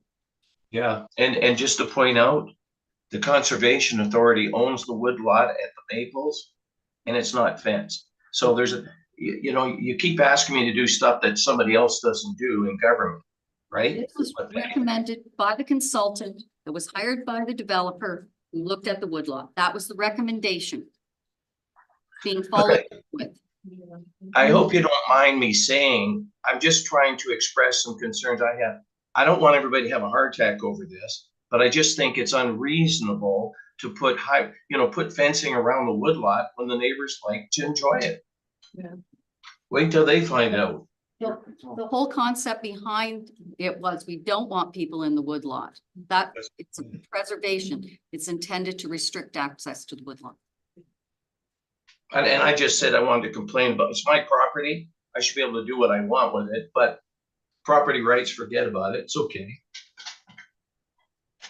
It was a number of years ago that was allowed, and then the Conservation Authority even found that didn't even want it anymore, but they own it, so. Okay, so that was gonna be my question. Oh. So it is a significant one in the Maples? So this is, and I asked Ms. Richardson earlier, this is something I've never heard of it, but then I started researching and it seems to be incorporated into policies in other areas. So it's probably something newer that's happening. But I'd like to say congratulations for owning a significant woodlot that you now have to fence in and can never enjoy. Well, not only that, I had a tree fall on my neighbor's fence last week, and I'm responsible to clean up the repair the fence and take the tree out. So something's not right here, but that's okay, whatever. Council and everybody, I'm gonna warn you, we have less than 20 minutes to go. I'm going as fast as I can. Okay, Deputy, how are you coming along with that? I'm coming along. It was only- Okay. Sorry, I just will address one thing. We did take out the requirement for fencing along lots 38 to 41, which are at the south end. That has been removed. And can I just say thanks, Patty and Adam? You guys responded very quickly. You're an asset to the team. Wish I had you 5 years ago because I've been waiting for a development agreement for a long time. Good work. Thank you. Okay, and then you're concerned about the financial $1,250 per lot for Fleming Road. No, that's okay. Just leave it. Okay. I had an opportunity to talk to Patty and Peter today. So a lot of these items, I can just say, just skip it. Okay, you just want to get this done, don't you? I felt better writing my letter to my counselors just so I can express myself. So we'll get through this pretty quick. Okay, and then number 27. You oppose any fencing, so you're gonna just let that go also, right? I've got no choice. Yeah. Driveway, $3,000 deposit to complete every driveway. You want that That is on building permit? on building permit, okay, is that Yeah, okay? but I can't remember whether I did that before, but that's fine. We talked about that today. Thank you. All right, and then number 31, you want remove improvements to Carmichael Drain. Oh, construction. Oh, no, we dealt with that. Thank you. Okay, done. And the schedule? Somerville Drain future assessments. No, it's okay. You know they're gonna get informed, right? Yeah. Okay, I think we're done. Oh, no, we aren't. I got one more. Scheduled item. Supply and install a clay liner on the stormwater management basin. We didn't want to do that, but it would certainly make the basin a lot nicer and neater and tidier. No. Wouldn't? No, it's buried under clay. There's a report already from my engineer. I was trying to accommodate the neighbor, but believe me, right behind his house is this storm management pond. I think it will help his area a lot. Everybody in the neighborhood is waiting for the development because the floodwaters from that land really did damage to a lot of houses there. So once we get our storms in, once we get that pond in, everybody's going to be fine, and it's consistent. I was trying to do the liner, but it was going to be thousands and thousands of dollars. So I can't afford to do that just because somebody thinks it might help. It's not required in Arrow Woods.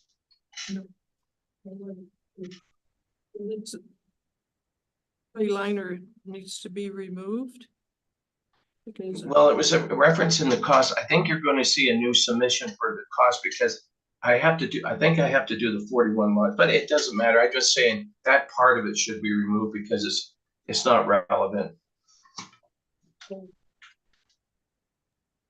that one, Patty. I haven't got a response for that one. I'm just looking up. So Schedule D, Yes. item 19.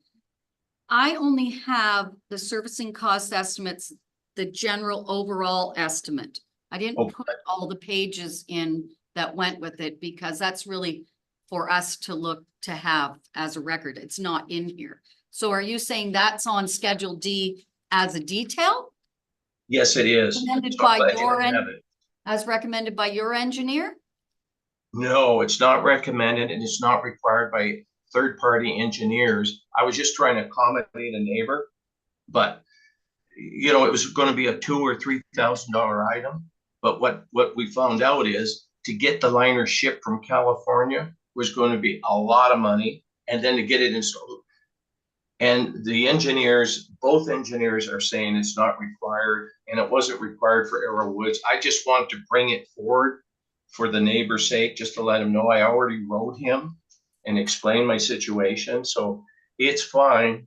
I just want to let you know. I'm glad you don't have the details, but I just want to let you know that item will disappear. Mr. Bansky? I do believe that was Mr. Bain's offering to the Peltiers when the Peltiers had concerns in regards to the water seeping from the pond into their backyard. And Mr. Bain at that meeting offered that solution. But I don't think there's any physical documents that specifically required that motion unless Patty corrects me otherwise.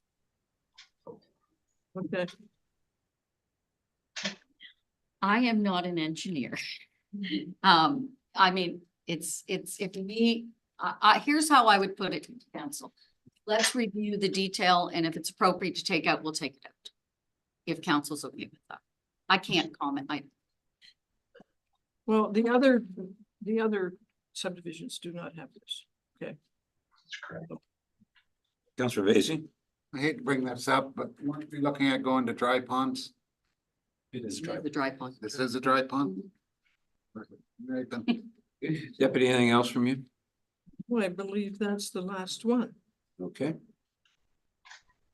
Councilor Wolvesky? I'll just go through the 31 items again, so there's two of them. I have nothing at all.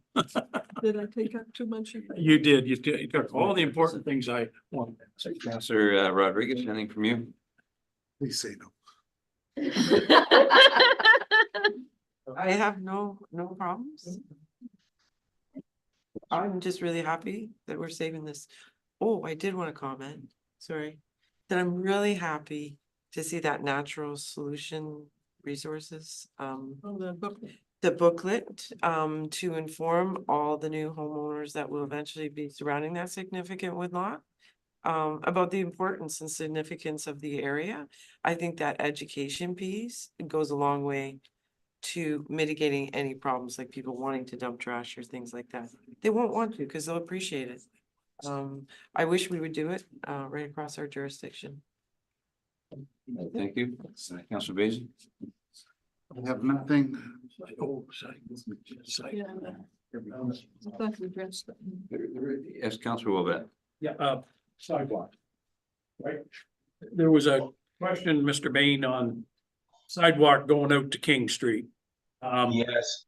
You may know the topic. My understanding, had the conversation with this gentleman several times, that there's quite a bit of room from his fence to the curb. And the sidewalk apparently is located only 1.5 or 2 feet from the fence.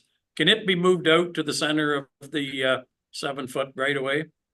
Oh, I'm sure it could. I think the whole neighborhood didn't want sidewalks, and I was fine with that too, but yeah, I forgot about the sidewalks. Yeah, He didn't want a sidewalk there at all because he just put a $20,000 wood fence up, and he's worried somebody's gonna spray paint it. I don't blame him. I wouldn't do any sidewalks. There was also a question from this particular gentleman on actually having the sidewalk on the north side of the road, because the kids are going to come up there and out to Egerman Road, right? So now they're going to come on the south side and have to cross the intersection to go north. So maybe that's something that can be looked at or adjusted or. Well, nice try. Yeah, the significance of the location of the sidewalk is if you ever seen a sidewalk go through a driveway, it's annoying because you can't get, it restricts how many cars you put. So we put it on the north side where there's no real development, you see. And the really only solution is to eliminate sidewalks completely. Yeah, and I don't think that's our policy. I would ask the question, and but if there's anything you can do to move it a little bit away from his fence, I think they may be happy. Yeah, we get along well. We'll do our best. I knew you would. Thank you. Okay. Anything else? Mr. Sabansky, anything from you? No, sir, thank you. All right, Mr. Bain?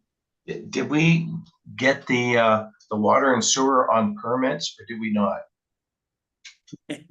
Don't believe so. Can I get one concession, please? Permits.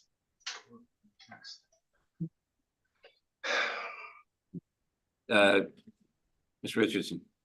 I think that Mr. Sabansky indicated that it was on permit until the end of assumption. At the end of assumption, we would collect all of the fee. Yeah. I think that might be a reasonable solution here. I certainly can write it that way. Mr. De Silva, what do you think about that? Okay with that too. Okay, so if council would, pardon me? Do you mean that buys an extra year? It buys, yes, okay, so maintenance period is 2 years.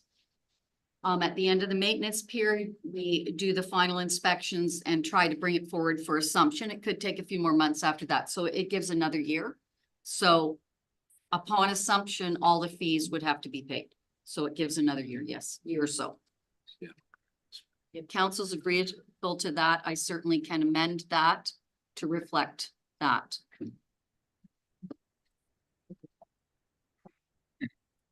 Yes. Maria asked a good question. Would that be council's policy moving forward then? Think if We make it for one, we gotta make it for everybody. And I am not trying to be difficult with Mr. Bain, but there's certain requirements that are in this agreement that were a result of the approval. Okay, what I've tried to do in my time here is get some consistency in your agreement so that when Mr. Bain wants to go, it's not taking us days and days and weeks. This did take me days and days and weeks and weeks.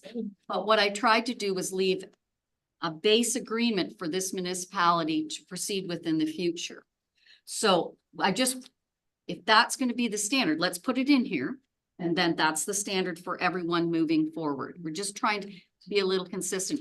If it's all right with you, Your Worship. Yes. There was also something I brought up in the agreement, and we can discuss after we deal with this about fencing. It came up tonight, so maybe we should have a little conversation about it. It was further to my observations in my time here. And I'm just trying to help so you guys can move forward more easily. So if I'm changing the motion to as amended, was that the only amendment? Was the, changing those fees? Yes, because before the agreement got in the agenda, I took that fencing out on those lots. So just as amended? Councilor Wobet? Just a question, Patty. Subdivision we just approved for over here off of Broadway. Oh, yes. What's the situation there for the frontage fees? Same thing, same conversation? If council amends this agreement to go to the end on building permit to the end of the assumption period, that will go for Broadway too. That will be brought forward in the subdivision agreement in a consistent manner for all subdivisions from this point forward. Until at some point in the future, if staff bring forward to you something to consider, you can consider it. But we're trying to standardize and be consistent in our approach. So yes, what was just recommended, what I just said, will be in agreements going forward. That's over 100, that's 114 lots over there. Correct. So planners, are you in agreement with that? I don't want to put you on the spot, but Well, through your worship, I think the issue of consistency is important because we don't want anyone to come forward and say, oh, you did this for this individual specifically and not, and now I'm asking for something different, you can't accommodate. So I think the consistency lends itself to fairness. And so the applicability of it, and so people have that expectation moving forward. It's also more transparent for yourselves as well. well, I think you're right. We do have to consider, we do make the move. It's got to be for everybody.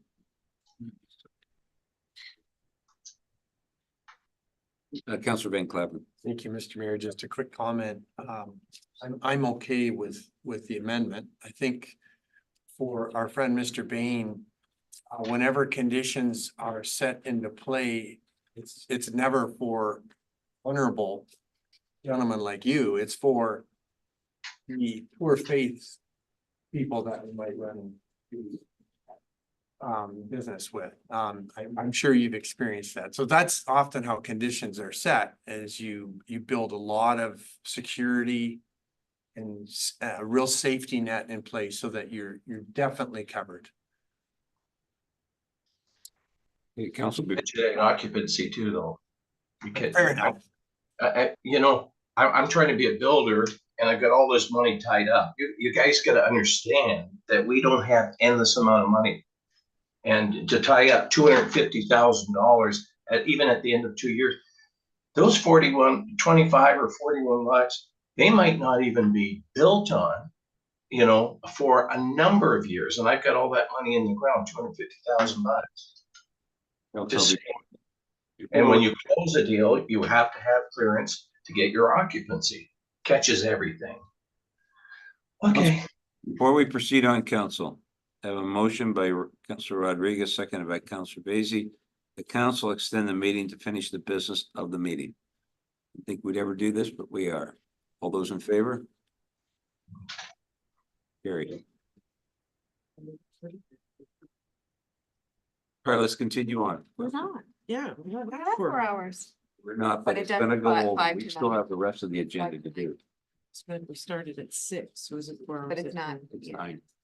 Thank you. I'll see you later. No, we're not done yet, Doug. We're just, I'm just giving us the okay to extend. We're usually gone home by 9. Oh, I just extended it to that we can continue our discussions legally. oh, with me? Yeah, you, we're not done yet with you. Thought I was off the hook. No, never. You should have done. A motion by Councillor Wolvette, seconded by Councillor Van Claveren, that the report by Patty Richardson, senior planner, dated the 23rd of April, respecting the execution of a subdivision agreement between the town and 1714-603 Ontario Incorporated, the allocation reserve sewage and water capacity to the development subject of the subdivision agreement be received, and that bylaw 48 of 2024 being a bylaw to execute a subdivision agreement as amended between the town and 1714-603 Ontario Incorporated be taken as having been read 3 times, passed, the mayor and clerk be authorized to sign the said bylaw accordingly, and that council allocate the reserve sewage and water capacity development of 41 single detached dwelling units. Okay, what's our amendment that we're going to be adding? So Ms. Richardson is clear on that. Rodriguez, number 1. Thank you. Well, my opinion, I think, things were different. Though, because money flowed easier. I think we're in tougher times. We're in, and things have just flattened right out, and we need to kind of adjust sometimes to those different conditions. And it was stated that it's not hurting us to collect it either for 1 year or the 2 years. So it's not making any difference in that sense. So I think that that's the way it should be going forward. And if things change, they change, we can readdress it. Ms. Richardson? I just need clarification on that. Okay, I was just giving my opinion. but I need to understand what you're saying. So are you saying that it's on building permit, but there's no limitation on collecting all the fees? It's just as the building permits are applied for? Oh, okay. She was agreeing with your. I was agreeing with your, At the end of assumption? yes, I was agreeing Okay. with your, Okay, it bought the extra year for the. okay, okay.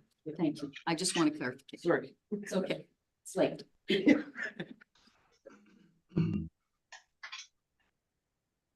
Anything from the county, Miss? Not anything on from your end on this? As long as I have clear direction on the condition, I can impose whatever council's wishes are. As long as it's clear. So, Councilor Rodriguez, what you're saying then is that you're proposing, what was that again? Well, I couldn't explain it, right, because I don't know the technical, She's but agreeing Anna, with her. I was agreeing with her. What reason? 2 years after assumption. So I think what Mr. Rodriguez was saying was that she thinks it should be at time of building permit for until assumption. Once assumption takes place, all remaining outstanding ones need to be paid before we will assume subdivision. What we decide? The end. I think Formally decided. So Yeah. our planner and our probably work to agree on that. unclear. Councilor, are you clear on it? I was the first time. That's the only amendment, correct? So that's the only amendment? Okay. Forgot about fencing. Oh, No offenses. Mr. Bain, you should be sitting here to see Oh, how. I've had this enough goes. of that. I've been there for years.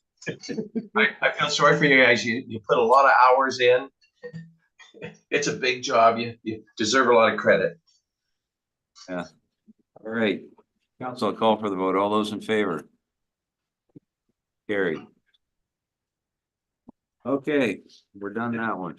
Thank you. I can sign off now. You can. Good night. Good night. Hey, Doug. Good night. Night, everybody. Thank you. Okay. Okay, item number 7.1, relating to bylaws. Nothing at this time. All right, let's go to item 8, correspondence. Anything new under that? Sure. Okay, let's go to item 9.1, motion by Councillor Van Claveren, seconded by Deputy Mayor McEwen. Correspondence items A to D related to recommending reading, approval and information items not otherwise addressed by resolution be noted as received by the Plympton-Wyoming Council and filed accordingly. Council, anything on there that you would like to pull or address? Councillor Vasey, anything from you? Nothing, Your Worship. Deputy Mayor, anything from you? No, thank you. Counselor Rodriguez, Nothing, thank Counselor Van Claveren, No, thank you, sir. Counselor Wolbett. No, sir. All right, all those in favor?